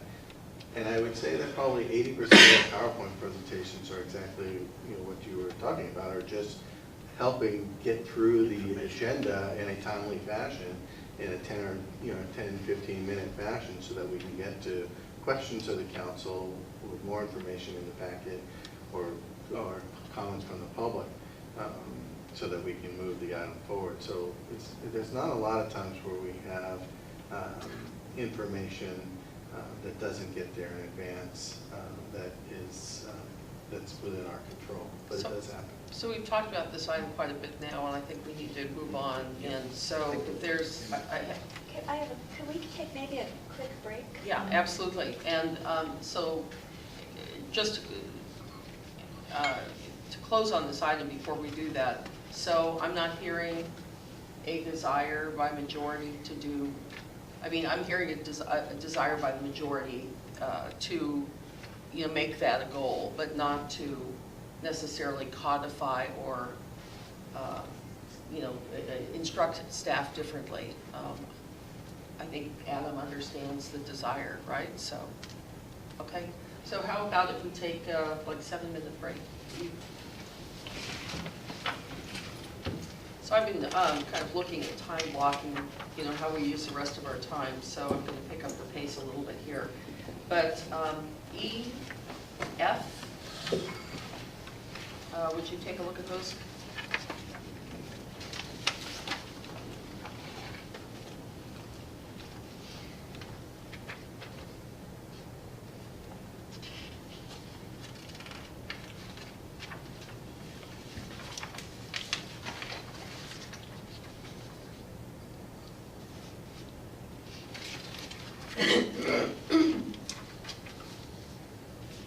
I have a question.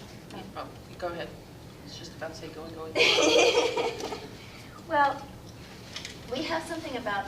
attorney. That's the giving direction to the city attorney. We also have the finance director, who is not listed, and he, it's my understanding, is actually a consultant and not a city, full-time city employee.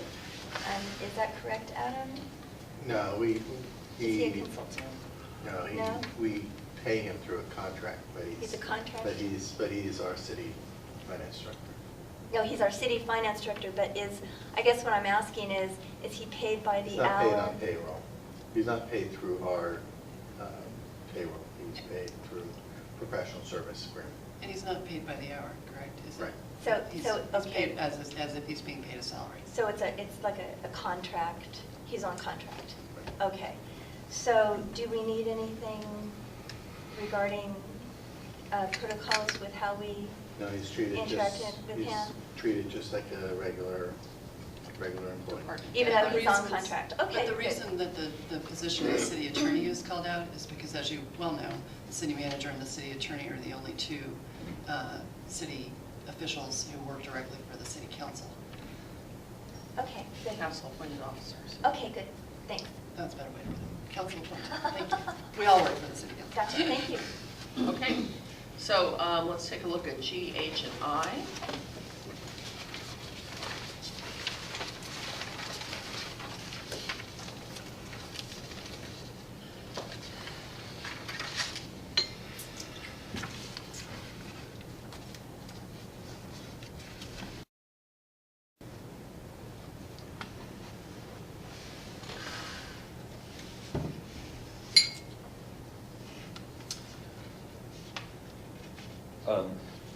May I?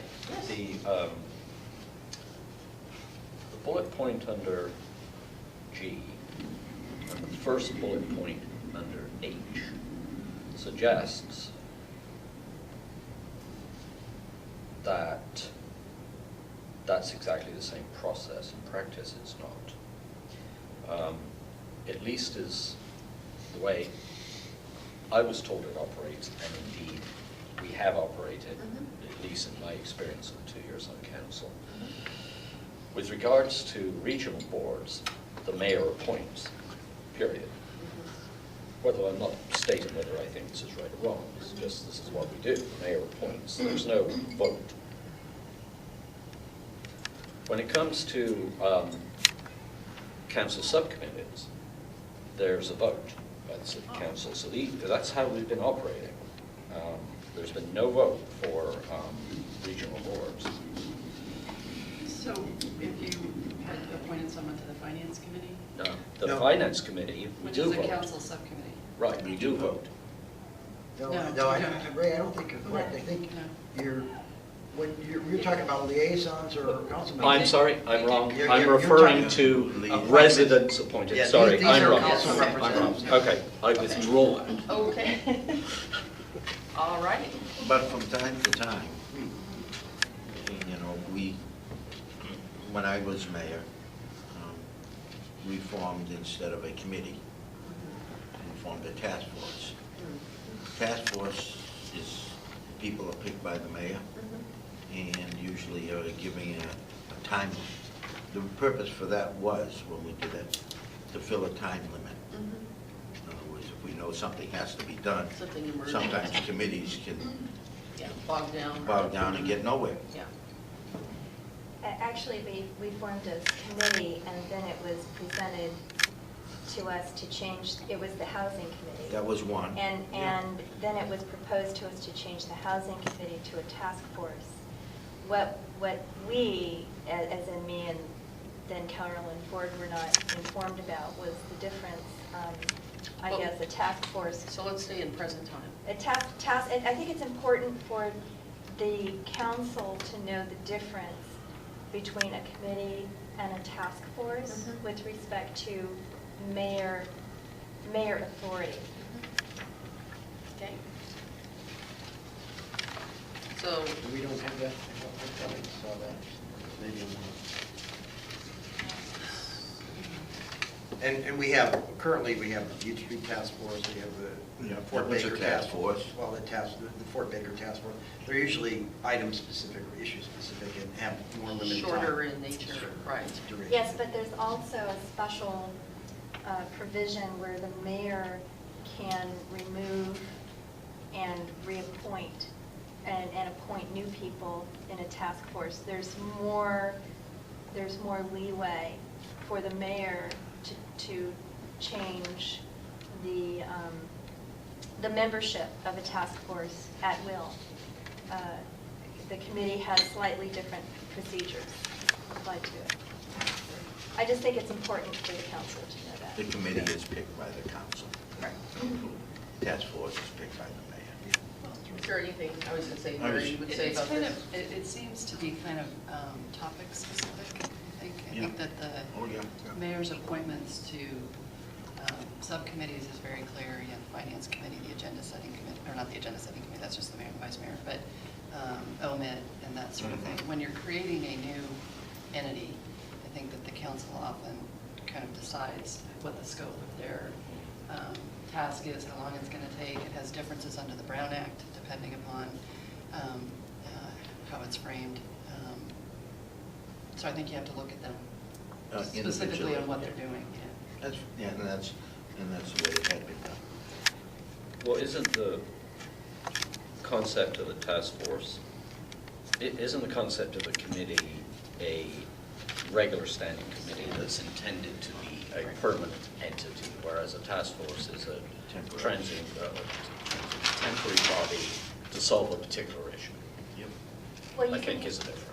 Yes, and but you can have a subcommittee, and initially the housing element was a subcommittee, not a task force. Understood. And the subcommittee has a higher bar in terms of requiring council consensus with respect to appointing and just the whole procedure.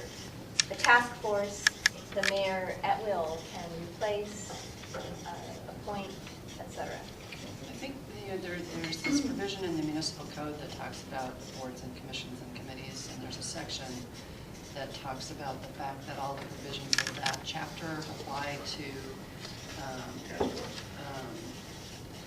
boards and committees and commissions, but that they don't apply to working groups or task forces. Yep. I think that's where that distinction came up with the instance that Councilmember Piper is referring to. And it's important for council to know that, because I know Council Member Carolyn Ford and I would not have voted to change the housing subcommittee to a task force had we been fully informed as to the differences.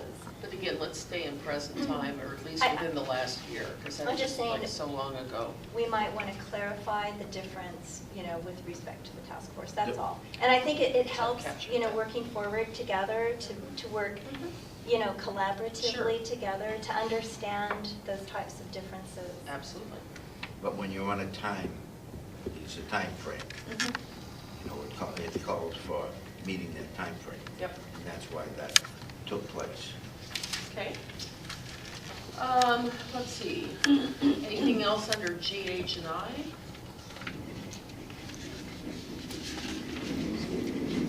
Are we going to add, sorry, Yes. go back, then are we going to add specific language about task forces in here?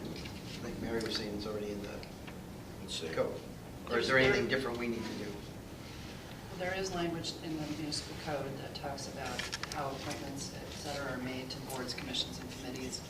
It indicates that the provisions of that chapter aren't applicable to task forces and working groups. These are our operating protocols. Don't we need to recognize that there's also things such as task I force? think that's up to you guys. Yeah.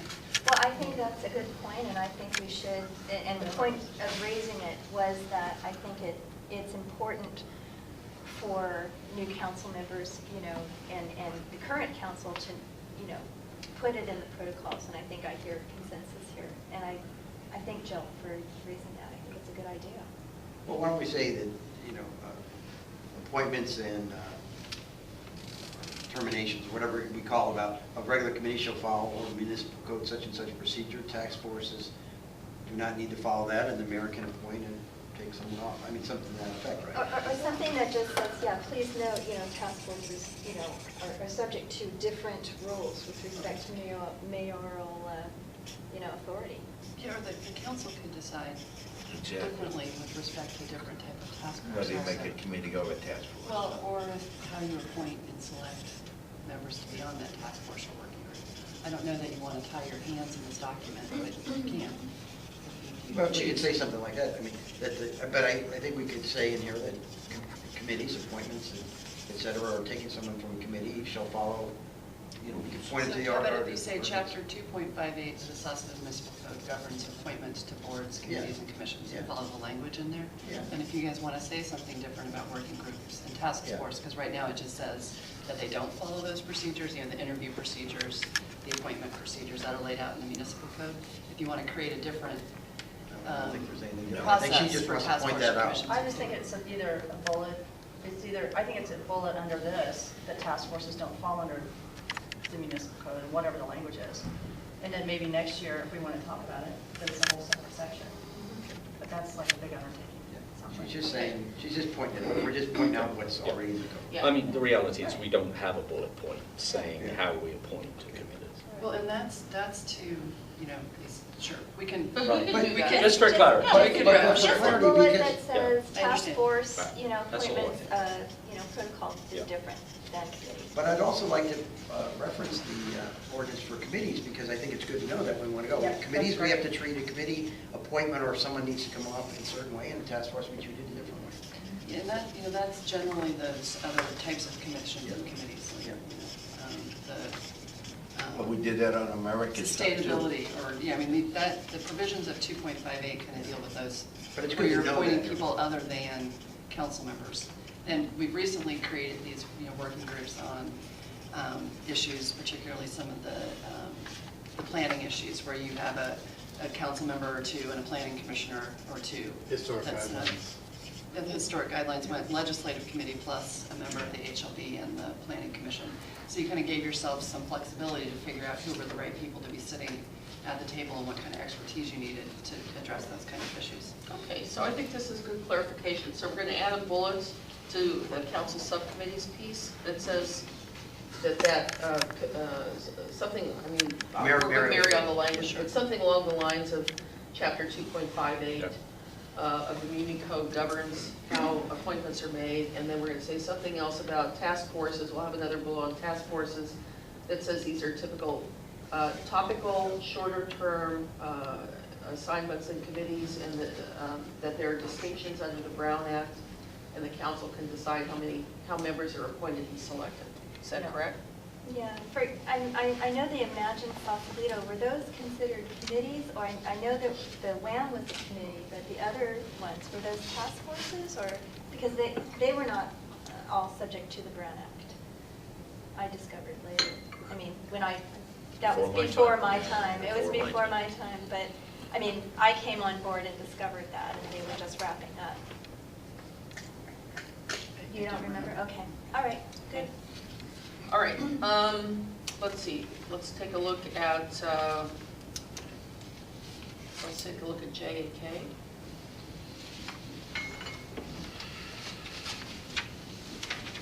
Actually, let's take a look at J, K, and L, sort of the last chunk here.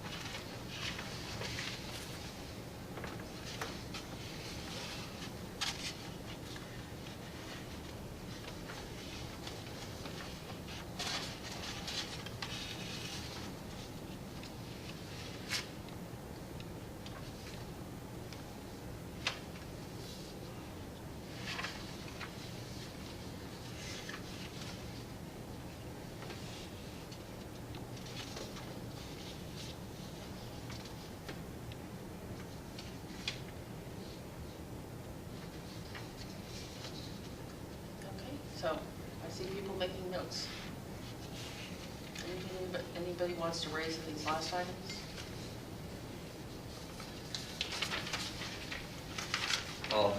For clarification, under K, minutes of council subcommittee meetings. Okay, the next part, and boards, commissions on which a council member participates as a member of the board commission. Do we have any of those left? MTA, very clean energy, those? That's what I Yeah. think of. TAN. It says regional. MTC. So that's more the Yeah. regional. Okay, okay. I think it doesn't apply to things you're a liaison to. So Right. Tom's the liaison to the library board or. Right. Or, whatever it is. But I think it was intended to encompass Okay. MTA. So if that was intended, maybe we should say regional body or regional something, because boards and commissions, to me, implies internal. Internal. And have there been issues trying to get those sometimes? You know, I don't think we do it. We don't do We it. don't do But it. you should have clarity on it. And I guess we should decide how we're gonna do it. I think they're all available, I think, but we need someone who's gonna coordinate that. These are pretty easy to do, because if you're on a regional board, you're on MTA or Clean Energy, I mean, they're public, they're on the website, so they Yeah, can so I be. think, past discussions on this, we've looked to the member when you get your minutes to forward those to Debbie. That's the easiest way to get them, versus us trying to track them down, especially as meetings change or special meetings are added. Should we add a bullet that says that? That if you're, Well, there's a different question, do you want us to start, I mean, you're collecting more information. The question is, do you want to request, should we provide that information based on request versus just automatically generating a new file of information where that file sits? With TAM, for example, they have a whole operation there where all that information is available to the public. And so we just, if someone said, I'd like to see the agenda of the meeting or the package, we would direct them to Diane Steinhauser and she would provide that information to them versus us having to manage that information, which I think would be, a burden. So what do you want to do with the minutes is the question. The minutes from an energy meeting, what do you want us to do with that? I think that might be confusing to the public. I mean, too much stuff gets to be, I don't know if they're gonna wanna, they're gonna look at a packet. You Should get a be packet by and you have all this request. other stuff and you go, why do you have the MTA stuff? I don't know, we have Where to on deal the with it. website, you could put, these are all the Yeah, that could be a committees that people are on with a link to their website and to their agendas and to their information. And that's a one-time setup for staff to do. That might be a little bit better than having an agenda loaded with stuff that's really not Yeah. relevant to most. To give you some perspective, let's take marine clean energy. The average marine clean energy packet is somewhere in the region of 200 and 300 pages long, okay? Buried in that are the minutes from the previous meeting, okay? Usually, the minutes refer to stuff that was presented at the previous meeting, so you would then have to put the 300-page packet from the previous meeting attached to the minutes to make any sense of the minutes, okay? It might be a lot better to just provide a link to the website that has all this information to the section. Here are the agenda items, here are the minutes, here are the packets for each meeting, Otherwise, we'd end up sending a huge amount of volumes of material out. This seems like a historic holdover, that technology sort of passed it and. I think so. deleted it. I think that's correct. Why don't, so, you would like a link, okay, I do so. But on our websites. Yeah, and if any member, of the public or the council asks, They could I just saw on go to the the link. agenda, can you provide that to us? And then we either, give you direction to contact the executive director of that JPA or that organization, that agency, or we provide it to you. If it's rather simple, we just print it ourselves and put it in your box. But we have to be careful, because we have to make the distinction, those are the, what do we call them, regional, but like OMID and finance, which is so directly related, I think we should continue to put them on consent the way we do. I don't think there's any doubt on Okay, that. okay. It's just, so we're gonna make that Great. distinction. Yeah. Okay. So that's why I brought up this boards and commission. I'd like to see if we're going to treat regional committee as, let's have a separate bullet point to Yeah. say what we're going to do there. I think it makes sense. Okay, so we're going to say links to regional boards and commissions, what, agendas? Agendas. Agendas, minutes. Minutes, Minutes. agendas/minutes. Will be available on the website. And I just would add, and I don't think this is a bullet, but it's something that it's implicitly understood, is that if a board or commission, provides their members with a recommendation to come back to the council with a question or to seek broader council input. For example, if ABET were to ask its liaisons, please go back to your council and seek feedback on XYZ issue. That's up to the liaison, obviously in their council report to bring that up. Yeah. And so I just want to make sure that we are calling that out and that we're not saying that just putting a link, to all the materials is, that they're two separate issues, that's all. Okay, say that one more time, that the person who's a liaison is responsible But for. before we get, you may want to take a look at this H, the second point H, that may address your issue. I'm not sure. When you represent the city on boards or JPAs, you represent the council view. May need to ask the body when they're representing to allow time to get clarity from the council. If we're going to put it, maybe we should put it there, in there, it speaks to that. H, the second bullet point. The second bullet, And if you read down a little bit, it talks about need to ask the body, because that's true, it's a good point. Well, We that- need to come back to council. this is a slightly different point. This sometimes council members on boards are asked, the second bullet I'm talking about, the way I interpret that is, sometimes council members on boards or JPAs are asked to cast a vote. And sometimes the council members will go back to the council and say, I'd like to have a vote on this issue, so that when I cast my vote, I'm voting not necessarily my personal view, but the majority view. And so when I look at the second bullet for H, it's saying, they need to ask the body they're representing to allow time to get clarity from their council. That kind of falls under this. What I'm talking about is that if a council member receives a recommendation from a board or a JPA to seek council input, that they do indeed take that recommendation to follow through and do that. And I'm not suggesting that it hasn't been done, but I'm just saying that I think we want to make that stronger. We'll act on recommendations.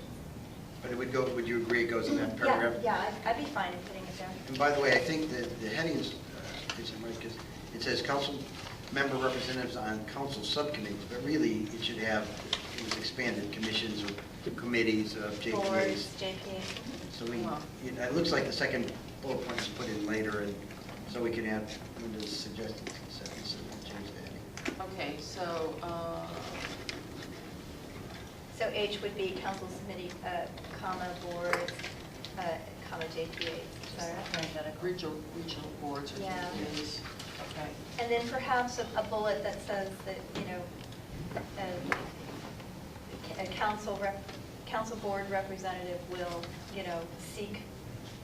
seek council feedback when recommended by the JPA board, et cetera.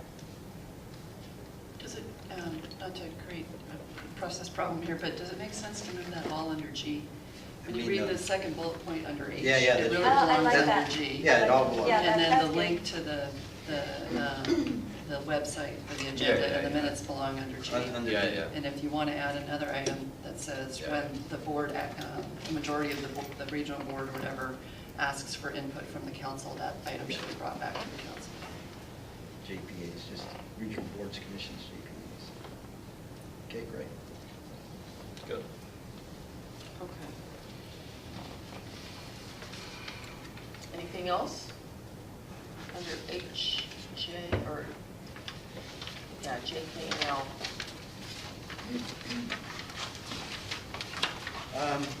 You know, actually, then, just, K should go under H then, there's not much to do, but H and K are together. Because you would leave H with one bullet point, but frankly, it's their action on the council subcommittee, and if you look at K, it's action of the subcommittee, and you can't take action, you appoint them, you can't take action. So do you want to move those 2 bullet points under K to H? Yeah, I would have one on the council representation on council subcommittees and one on the regional boards, et cetera. And I think you need to take K and, Move it to H. yeah. Although we had the part about, the last bullet point, the length part. we took. We're going to move that to, So we have one on the G. regional boards, commissions, JPs, and one on the council Separate. subcommittees. yep. Does that make sense to everybody? Yeah.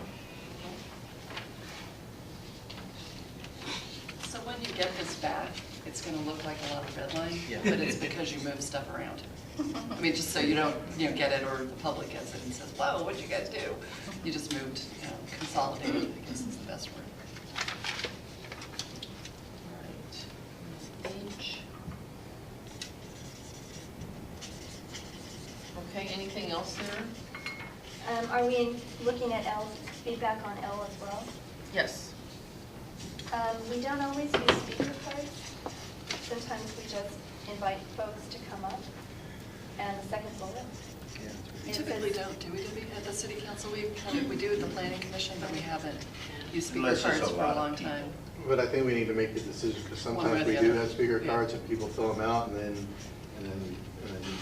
other people are just used to coming up and speaking. So we either need to say that we're going to do this, or not do this, or continue to do both. Well, if you're Sorry, gonna excuse do me, both, sorry. then you put a number. I mean, most of the time, we really have maybe a few speakers, 3, 4.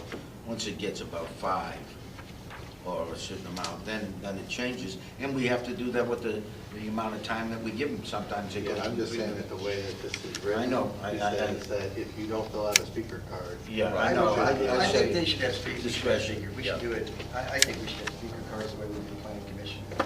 I think it's particularly important because we actually say that on the front of every agenda. So we either eliminate it there as well, or we actually just, And so- And most entities do that. Well, It doesn't, I'm just saying that you may want to still soften the language a little bit by Should. the mayor at the beginning of the meeting or before the item starts, you have to continue to make this announcement. Please fill out a speaker card if you want to speak to any item on the agenda, because people are coming into the meetings at different times. So you got to, unfortunately. And if that's you gonna make be an part of that exception. Role. But at the end of the item, because I may not have come there to say anything, and we've had several people that got up and said, I wasn't to say anything, but because of what I heard, I'd like to speak. So at the end of the item, say, is there anybody else that would like to come forward? So that we're not having mad scramble of people, writing and handing it to the clerk and that's handing it to the mayor. But the preference is, the mayor to announce throughout the meeting, just fill out the speaker cards, and then at the end of public comment, of the speaker cards you have in your hand, ask if there's anybody else that would like to So comment. what's the point of the speaker cards? Just to get a sense. Sense of how many? A sense of how many people that have come there particularly to speak on the item. On particular Right. items. And then we give some sense of order. So you can say, so when we've had some meetings where we've had a lot of people, or when I've been to other meetings where they're well organized, they'll say, I have Linda's card here, Jill's card here, and Herb's card. Please line up in that order, and we'll take you, and then the next 3, so that you tell people who's coming up next to speak, so that it's somewhat organized. Or if you A lot somehow of cities do it that way. Or if you somehow get like 21 or 22 cards, then it's like, okay, and now it's getting close to midnight, then you have a decision to make. Well, sometimes what we do is, if it's a lot like that, instead of 3 minutes, we bring it down to 2 minutes. Yeah, so it's like agenda control, basically. The other purpose they serve, particularly at the planning commission, is then you have an interested party list for a particular agenda item. If it's a particular project, and they use that to develop their email list or their noticing list. People want to be on this. But some people don't like to give a lot of information or even Well, anything. then they won't give you their email address, right? Right. And And they don't they're have free to do that. And you can't require that they. Yeah. I do have a comment about the speaker cards and the way that we have it structured right now is, my personal preference would be that if someone doesn't fill out a speaker card, they can, obviously, should still be able to speak, you know, if things are going crazy and everything. But the other thing is that I remember years ago, before I was on council, they used to ask residents to give their address, or say, give the street that they live on, or say I'm a Sausalito resident. I personally think that gives council a little bit more context into the person, you know, in terms of what they're speaking about.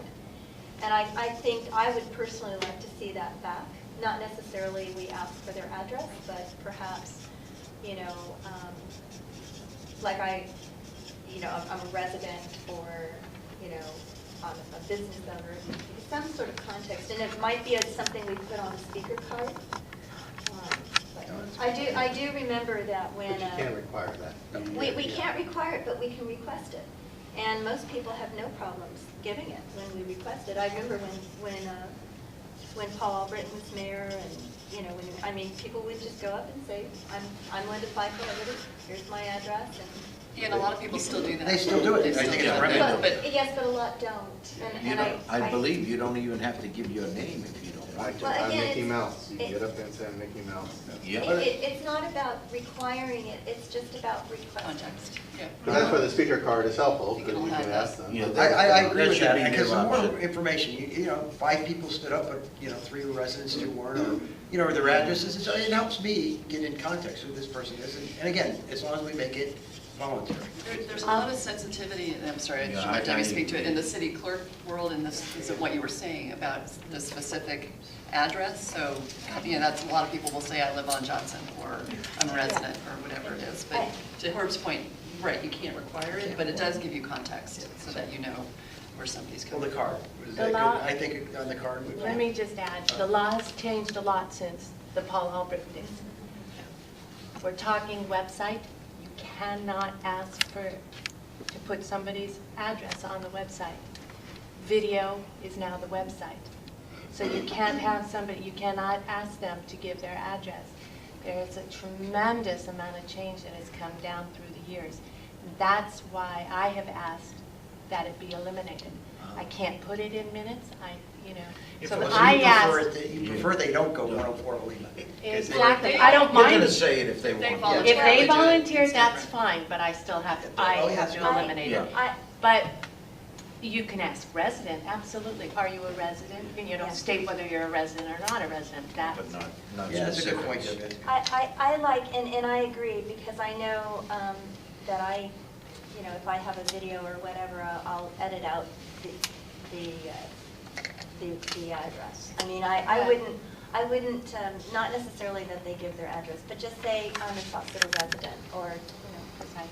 So do Name's good. So do you want to ask people, do you want to make that a standard question, are you a resident? I would like to. Can we? Do you want it the question, or do you want it just on the speaker card? Well, you can do both. You just can't require it. Yeah. So when you say, please fill out the speaker card and identify if you're a resident or not, and when you come up to the mic,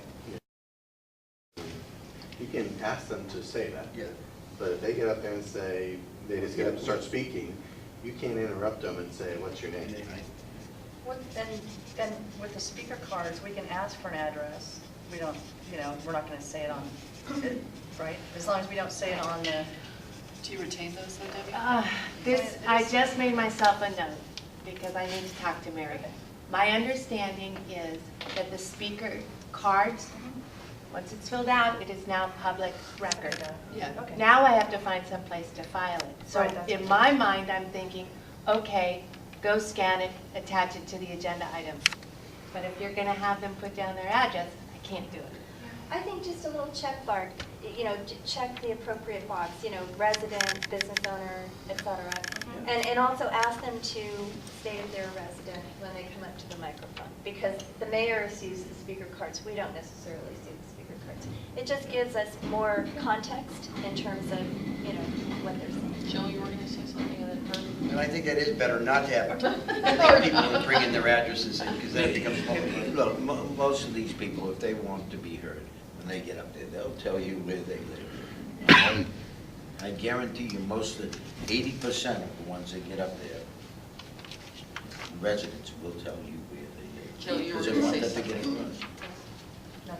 Oh, I'm- okay. I'm not concerned about the residents telling us where they live. I'm concerned about, you know, lots of people coming in from outside the city and we don't know that they are outside the city. I just think it's good to, you know, ask, you know, speakers to include, I'm a resident. So do you want to include a box, a kind of check box on the cards?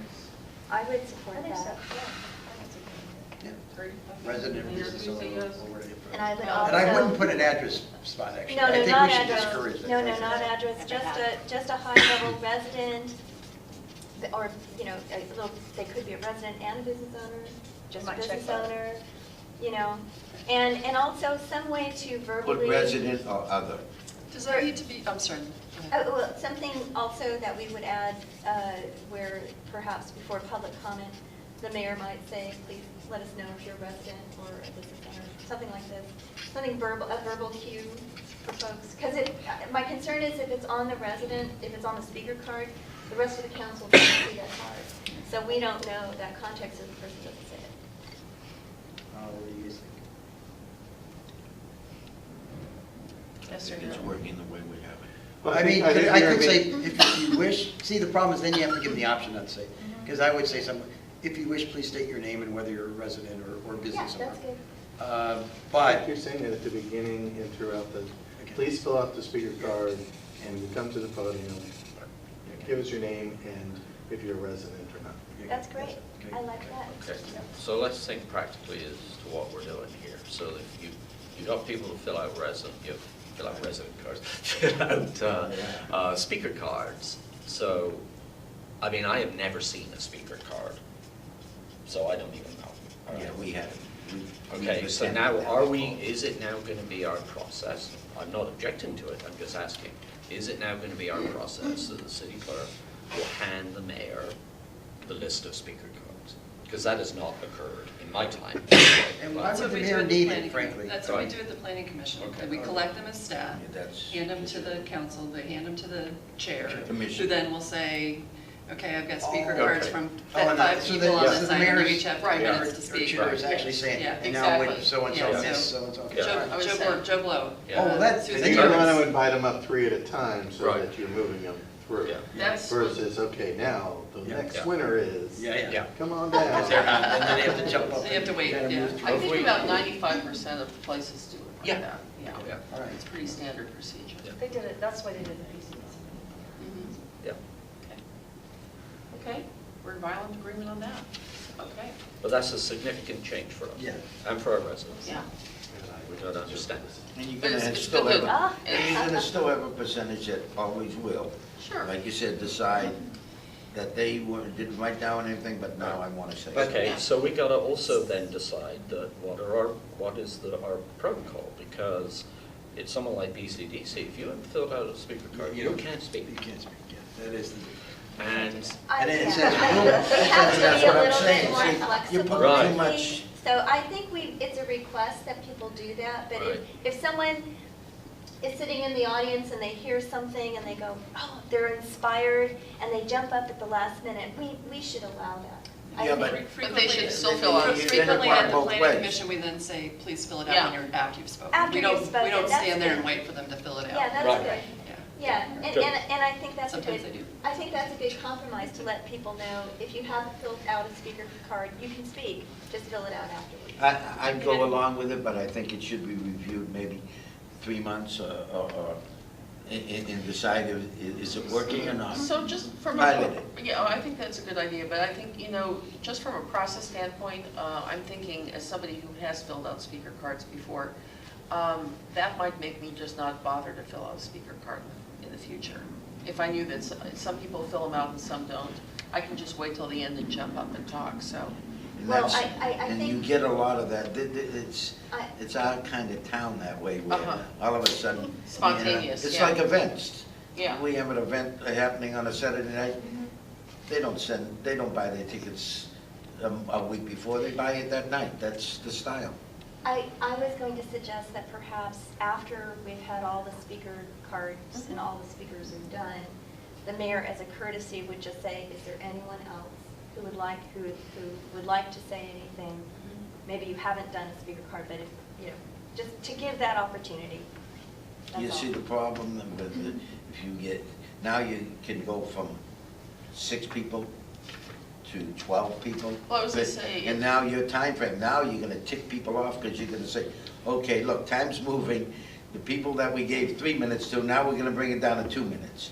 And we've had that problem too Well, in past. exactly, and I was gonna say, I mean, this is yours to decide. I'm just kind of, having been on the other side of the fence, kind of throwing out some questions.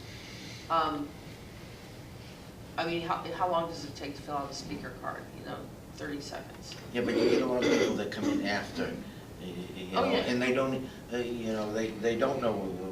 Well, but this is part of what the mayor does in letting people know, as Adam suggested along the way, if you've just arrived, and you'd like to speak, please fill out a speaker card, give it to the city clerk. Yeah, before you call the next 3 people, you can say, I think we're spending too much time on this. I don't think Yeah, I it's- think I we can agree move too, on. that's It's why gonna I'm have saying. to, we all agree we should have speaker cards and we let people speak, even if they haven't done it. Because if you have no speaker cards, then you're continuing to ask, is there anybody else? Yeah, I'll go Yeah. along with anything you want, but let it be where it's reviewed in 3 months or 6 months. Versus you only have see to how ask it's that working. one time at the very end. Okay, so you're going to let people get up at the last minute and speak without cards in?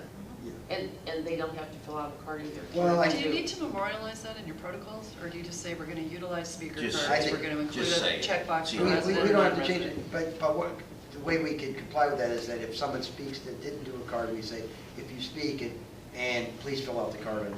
And people will get used to Yes, it. they'll get used after, it's going to take a couple meetings. And then- There are Well, people who welcome are to so Sausalito. marginal, whether they speak, if they have to fill out a speaker card, never mind. They may choose not to. But 3 months Okay. down the road, if we feel that it's Yeah. not working, We'll try something else, right? All right, so I'm also hearing, this doesn't have to, you're thinking, Mary, this doesn't have to be in protocols, I'm but asking it's them if more. they feel like it needs to be, or. I think we have it in. That part of I it, think about it's not really filling it right out. here. Do you want It's this in your obviously up to the protocols council. specifically, or do you want? I think it's already. Speaker cards will be I- utilized. Would be right. All right. Yeah, and I think the only thing, the big change is to add the resident, identify resident status. Right, resident, Person. business owner, That's- resident that's and great. business Uh, owner, that's other. great. I think you should have a checkbox. If you put anything else, then you're asking, it makes it sound like you're asking for their address, where you just check off if Yeah. that's the case, resident. Okay, got it. Resident, business, Other, resident business, and other. operator, Resident and business. or other. Yeah. So 4 categories. Okay. All right. So why don't we take a look at both the consensus list from this, that's part of that, and also the notes from council's vision of working together, and anything else from the last session. Well, I have one on the consensus. The second one, the mayor will establish office hours for 1 to 2 hours per week for communications with fellow council members. Certainly any of us, myself in this next term or any of us, I don't know that we have to sit in an office for 2 hours a week and just guess if someone comes. We should just be open to, if someone needs to meet. Well, the public's different. This is about the council. And I think, so we should, I don't know that we need office hours, I would think. I think, we could just be open to meeting if we need to meet. Yeah, well, Because we don't have an office for one. I mean, if you open it up to one That's what you find the councilman point comes of. in and talks, Yeah. and then a second one comes in and talks on the same item, now you've Brown Act. Oh, that's true. Well, I think with regards to the Brown Act, I think council members are pretty savvy in saying, I can't discuss this topic, it would violate the Brown Act. But in terms of the second bullet, it says the mayor will establish weekly office hours for 1 to 2. here's the challenge that I've seen, is that if I want to talk with the mayor, I'm usually going to say, let's get together for coffee, or, if not, let's chat on the phone. The office hours, at least from what I've seen, I've only known of, to my knowledge, one mayor who has done that, and it's been during the day when I'm at work. So, I can't, that doesn't help me anyway. So, to me, the second bullet speaks to availability of the mayor to, meet with a council member on an item. I think that's relevant to highlight. And I think you wouldn't disagree with that, right? No, I agree. I just thought I this think you're office both in hour kind of thing, agreement. with no office. Give me an office, maybe I'll. Yeah. How about this place right here? So- I have So I a think desk it's- at the So end how of about the little the, desk, how that's about mine. okay, You want another? woo-hoo, woo-hoo. That's It would be- Focus, how about if if we just say the mayor will be available by kind of mutual calendar? I mean, Yeah, this is sort of yeah. common sense. It's Yeah. like, who's not going to meet with somebody, right? Communicate. It- And I would mention, provided, something about the Brown Act, though. We should just say, Within the guide, or within the Guidelines. guidelines About- or yeah. the boundaries of the Brown Act. Just, because it's just good to note that. And I think it's good to, put, and I know that the word timely is open to interpretation, but it would be nice if a council member contacts the mayor that, to get together, that it happens, at least within the month,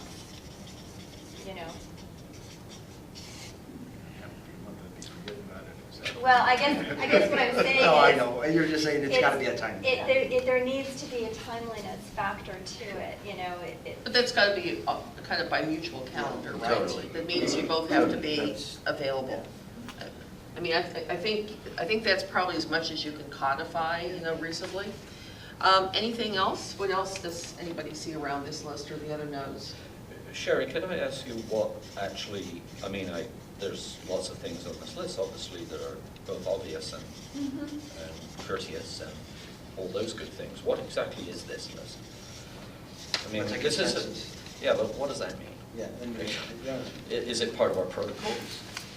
What is this list? I think that's up for you to decide. It can be part of the protocols. Last time I think this was just a list of more like intent in terms of how you wanted to work together as opposed to something you wanted to codify. But it absolutely could be part of your protocols to say, this is our intent about how we'd like to work together as a council, or our values and how we're going to work together as a council. I see these as ground rules, kind of, ground rules with respect to courtesy and communication. Well, I agree with you. Let's take the last one. It's in the eye of the beholder as to what an advocate is and what an activist is.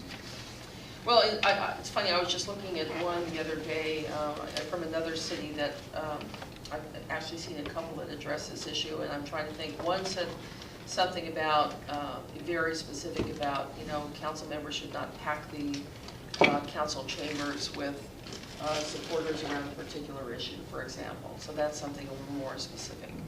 I'm trying to think what the other one said. Something about council members will not kind of actively, it's like my phrase, be out there beating the drums in the community or something like that, with the idea that council members are supposed to represent people as opposed to, assemble folks. But again, this is up to you to decide how you want to, what do you want to say about this? But it's all subjective. It is subjective. Well, it is, but this is just kind of guidelines. It is kind of a general, consensus list is a funny term, though, I have to say. What does that mean? Yeah, I agree. I think it's more around ground rules. Yeah. And I think that with respect to the advocate versus activist, to me, I'm not sure. To me, that's very subjective. I think we're doing a service when we're, educating people about what's on an agenda or what their options are. So but I do think it's good to have these ground rules to kind of facilitate collaboration. Okay. Call them So general the So we can guidelines. call these council ground rules? Grounds, okay. Okay. And that second to last bullet point, we don't hand out closed session material in advance, so Oh. it should just be. Yeah, I thought that was, I'm glad. Okay. Seems to me that some of this is a holdover for some problems in the And which one past. was that? Yeah, it was. Get close, oh, yeah. That was when. Now, do we have something on here, I thought I saw it, but now I can't find it. Don't forget On what- emails, because we have to be careful about our protocols about emails, like if. Oh, about I that ask, emailing you back know, and or we get a forth. question on email, who do I copy? And then, of course, he can't, or you copy everyone, or you gotta be careful that we don't get into Brown Act problems on emails, so. Do we have something on that? I thought I saw calls, or was it? So would you like, a recipe, would you like to include as part of your protocols, if there's a slip in behavior? Oh, it's the second page of this, 2 or 4 of this little handout. And I think it's this second page, the third bullet point. This one here. Oh. Council members will say, somebody will say, are we getting off track? Which is a signal for everybody to go, oh, okay. The mayor will take control and rein things in at that point. And, you know, it says, or tone in discussion that becomes personal, hostile, or uncivil. It just gives someone an out, because sometimes you don't know, I would imagine, I haven't been moderated as mayor yet, but I can imagine, is this a lively discussion or someone thinking they're not being treated right? And they can say, if they feel they're not treated right, they can say off track. And, you know, we could, and that's a signal to the mayor that the mayor should do something, or we should all do something about getting, you know, getting it back on track. And, yeah, and this, I remember that the mayor is responsible for maintaining kind of a, you know, enforcing Rosenberg's rules of order and, you know, maintaining civility and, you know, constructive dialogue on the council. And an example of a personal attack would be to use the name of another council member in a derogatory manner. And so that's just an example. So saying off track was our kind of compromise. Because ideally, a council member should not have to say off track. Yeah. Ideally, the Ideal. mayor Yeah. will intervene Right. before that. And I think what was happening, though, is if the mayor does not intervene, the intent of off track was to provide, was to empower other council members to kind of remind the mayor in a constructive way. I would where say in we're a off track. civil way. Yeah. Also, and I think, I actually think, you know, that's an important agreement for a couple of reasons. One is, having facilitated for a living for a long time, doing this kind of, when you're trying to facilitate a meeting and participate in the meeting, then there's a lot going on. And you may not be catching every single comment or every piece of body language or whatever, right or left. I mean, number two, I think it's really difficult sometimes because there's a continuum of what people find bothersome or offensive, frankly. And, you know, what might not offend me if somebody said X to me might be terribly bothersome to somebody else. So that, as you said, that kind of empowers somebody to That's the say ouch discretion. in a way. And off Yeah. track's good Discretion of because the it's mayor. not, it's a good thing. It's It's neutral. our word, but it's neutral, it's not. So the point is, if we all agree with this, should we move this to our protocols? Yeah. Is that the issue? Is That that the was, that's discussion? my only question. I So thought then- it had been. I Then thought we let's could do so. and Okay. Let's do That's so. all I agree. All right. Would be my recommendation. So move to the, I'm seeing nods around the room. Move to council protocols, okay? Add it to meeting management. Is it meeting management? Yeah. Ground rules? I think it's meeting management, personally, but What do you, is that where you guys want it? Is that, what's that letter? L? Well, Well, it's gonna yeah. change, but right now it's L. And prior to this, what we had was just Yeah. Rosenberg's Rules of Order, where the council member would just say, Mr. Mayor, you know, could you please maintain, you know, and so saying off track is kind of a, you know, constructive way. well, I think And one also is, when it's heated, it's like off track is like it gets, you know, gets it going. I was going to say, one is sort of officialdom and one is how are we going to work together? Yeah. You know, it's a little more, Hopefully we don't have to use this. yeah, hopefully not, but it's good to have It's it. something that we need to. I'm trying to remember, did we have an item in here? I don't know. You know, some cities I work with have a code word among council too, if they're getting too far out on the legal range, you know, where an attorney sort of wants the conversation to stop at this point. Mary steps in. The Yeah. code for that has been Mary Yeah. saying, Stepping in and saying, I'm feeling a "Stop little talking, Mr. Mayor." uncomfortable. Okay. Feeling a little I- uncomfortable about this. I wouldn't try and overcomplicate Okay. that. Our system works quite Okay, well. that's good. All right. Anything else in here that you see? That either you want to codify or anything you want to change? I mean, first of all, let me just ask, so, you know, this is from last year, it's a different set of people, and as we talked about, times change. So staying in the present, do you generally agree with what's here? Which one? Well, quite All of them. frankly, I want one document. Yeah, right.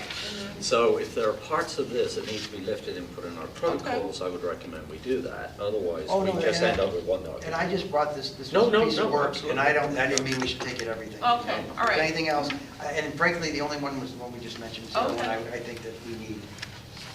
The one thing that was changed last year when we met for protocols, a big change was requiring a second in order for the council to vote on a motion. That had applied to the planning commission but had not applied to the city council before. And so I think maybe that is in this other second, I mean, I It's opposed. in your meeting management. I No. opposed It's that. It's the last bullet point under meeting management in your protocols. Right. That's already in the protocols. Oh, okay. I mean, that was an example of something I did not agree with. That's on L, the last bullet point there. Sherry, does on the first page of the revised session that we read, when the council's vision working together, when that go under that? The ground rules? Yeah, and maybe you could use that term, council's vision are working together and put them together. I mean, I don't know if there's much in there that anyone would object to. What I heard Ray say is he wants one document, and the only thing I heard you were taking was the. Yeah. But I don't know why we wouldn't bring this forward and just put it under, Yeah. But you combine the two, right? yeah, just add it, And I like the term of council's vision working together, rather than ground rules. yeah. So, do the rest of you want to do that? Do you want to take this chunk, council's vision, working together, and merge it with the ground rules? If there's something we can take out something. I can see it merging, the second to the last bullet, I would say, I would suggest maybe adding one tag. Give the public confidence that things are being accomplished, things are moving forward. I would add without compromise to public input. And that leads to the next bullet about public participation. Because I think that sometimes, you know, we need to show the public that that things are moving forward, and they're moving forward with that public, you know, that public engagement. Comments, anybody? Is that different than the last bullet? That's fine. The only thing is, I'm wondering whether we should have it in there. It's kind of an interesting, give them confidence that things are being accomplished. What if they're not? I mean, I don't know. It's a funny thing. I actually would probably take it out, but if you want to keep it in, we could add what Linda said. But when I focus on it, maybe they're not. And are we going to give them confidence they're not? I mean, it's just being real with whatever's going on. Sure. So I would probably take it out. Take it out. What, you would take out what? That bullet point you just were talking about? Second Well, to last I bullet. wasn't suggesting taking out the bullet. I was suggesting keeping the bullet, but adding a tagline that kind of introduces that balance, that things are moving forward with public input. Right, but I think he's suggesting, he's No, I he's making a understand. counter suggestion, and so, let's see if we can deal with this quickly, but how many people want to have the last bullet in with the modification versus how many want it out altogether? The last So- bullet or the second? second, Second. sorry, second to the last bullet. So, And to be clear, if we keep it in, your addition be fine. I'm just suggesting that we probably should take it all the way out. We could always put it back, we could always put it in at some So I time hear- if we desire. 2, take it out. Anybody else for take it out? I'm indifferent. Same. Just add the. I say, Yeah. yeah, that'd be good. Okay. Things are moving forward, comma, with public input, you said? Okay, all right. Or without compromise, without compromising, you know, the quality of public input or public participation in it.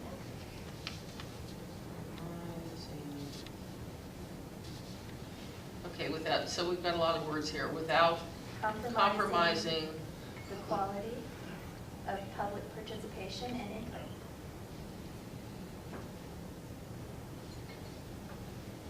It's a bunch of words. Okay. Everybody else okay with that? All right. Okay, so, anything else? And any questions about Rosenberg's Rules of Order? There is one clarification I had for Rosenberg's Rules of Order. And I think it's Rosenberg's Rules where, and I don't know where it is, but I know that with Rosenberg's Rules of Order, typically a motion is made and then discussion on the motion follows. And sometimes we go right into discussion without necessarily, and then the motion flows from that discussion. So I personally see power, you know, for both tracks. And I would recommend that we, I think it helps to frame the discussion when you have a motion, because then you can talk about, you know, possible addendums to the motion, possible changes, or, you know, a new motion that kind of gets closer to where the council discussion is reaching consensus. So I think there is wisdom to doing that. At the same time, I'm okay if the council majority wants to also have the option of just having a discussion without necessarily having a motion yet. But I think there is power to also having the motion and having that kind of help frame the discussion. So I guess what I'm saying is I would vote for flexibility, which is pretty much what's happening right now. Sometimes someone will make a motion and say, can we discuss this? Other times we have a discussion and then a motion flows from that.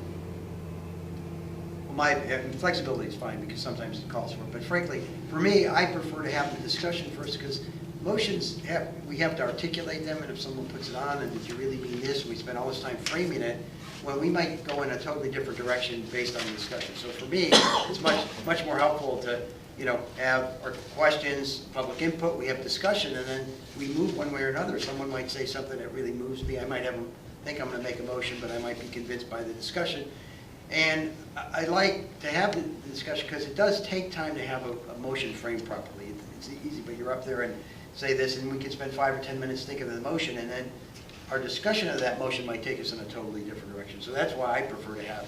And, you know, of course, we want to make sure that within the agenda item that, you know, it's fully discussed and everyone has an opportunity to discuss it. But I like to keep this whole, and we have always had a problem, it's always awkward, you know, this awkwardness of getting a motion together. I like to do it once rather than, you know, numerous times, and then we go back and amendments. And then if we have a motion, then under under Rosenberg, you can make another motion, and you got to remember which one you did, and then you got to remember what the motion was after you had discussion. So I prefer, flexibility is fine, because there are times when just having a motion, you know, kind of moves the thing along and it moves it faster. But on most things, I think for me, I prefer to have the comments first. So this would be a good thing to clarify because it's on page 2 of Yeah. Rosenberg's. Yeah. It's the 5th and the 8th, the sequence of the 5th and the 8th. Yeah. So do they change or is it flexible? I'm sorry, Adam, you were going to say. I think we have agreement that it's flexible, and that we have a I'm preference. not sure yet, We have a but preference. Adam, you were going to say something? I was just gonna say, in some formal cities, you know, usually there is a motion by staff, a recommended motion by staff. And in a formal city, someone will say, staff has a recommended motion, I'll make that motion to get the discussion going. They may not agree with staff, or you may, but it's kind of, you know, it's kind of the last action of the staff report is their recommended motion. I'll make the recommended motion to get the discussion going. That's a very formal way of doing it. Some cities do it that way. But I do agree, the flexibility that we've had, just in my 7 years, and then going back, prior to that, it just depends on what the item is.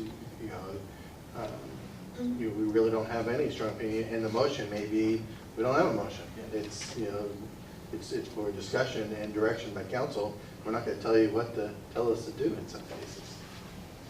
Well, I think that it should be this time here that the mayor feels comfortable with. Oh, no, I mean, In other words, but I like the flexible thing. I mean, what that means is it's going to just depend on that. And I think I've seen it work both ways. I mean, where we have the commentary, but sometimes, someone just puts a motion out and then we kind of just pushes us in the right direction. So it's done right. Would it be helpful to add a bullet point to your meeting management that city council discussion of an item can occur without a motion on the table? Just so that gives you that flexibility. And Rosenberg wasn't meant to be so inflexible that you can't work with it, and it even says that in some instances. And basically, it says the agenda controls, but here's a way you could do it. So that's one suggestion for you guys to consider. Because the way the agendas are set up, it doesn't have any place for motion made. It just, it's basically questions, public comments, and Yeah. So we would have to change that. So I agree, though, it's good to make sure that we're formalized. That's the way we generally do it. So I think, Mary, your recommendation is fine, that we have that option. I think the name of the game here is just flexibility, that, we go with the flow of kind of where the council discussion is taking. And it could, sometimes it does make it appropriate to start with a motion, and sometimes it's more appropriate to, go with it. But I think it's good to keep it flexible. I agree with that. I think it depends a lot on the subject matter. Mm-hmm. If we're trying to put 3 formal motions in place to get a bond issue in place, okay, spending 5 minutes reading out those 3 motions at the beginning before any discussion is probably impractical, really. Whereas if it's something that, after receiving a lot of public input, it's obvious what the nature of the discussion is. I can see putting a motion on the table could be very useful for a discussion. So I think flexibility is what Rosenberg, if you read the words precisely, it does recommend you put a motion first. So I think Mayor's bullet point of saying adding the flexibility probably is the helpful way to go, so that you're not focused on the way Rosenberg does it. Sounds good. Yeah. Anything else? That was the only thing I wanted to.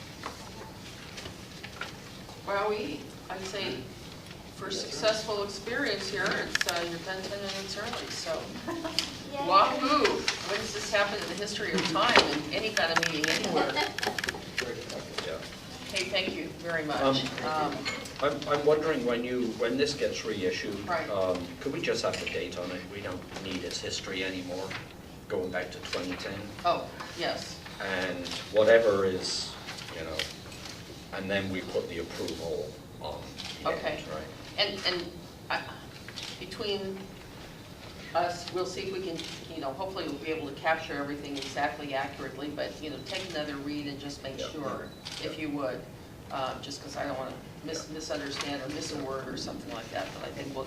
And is this coming out in draft form for us to comment on, or is this just coming out as it? Just I coming want out. to. The draft form would be what comes in the council packet. Got it. And then you folks can agree that we got it right, or you want to wordsmith it. And we wordsmith it at the council. We Yeah. have to do it right.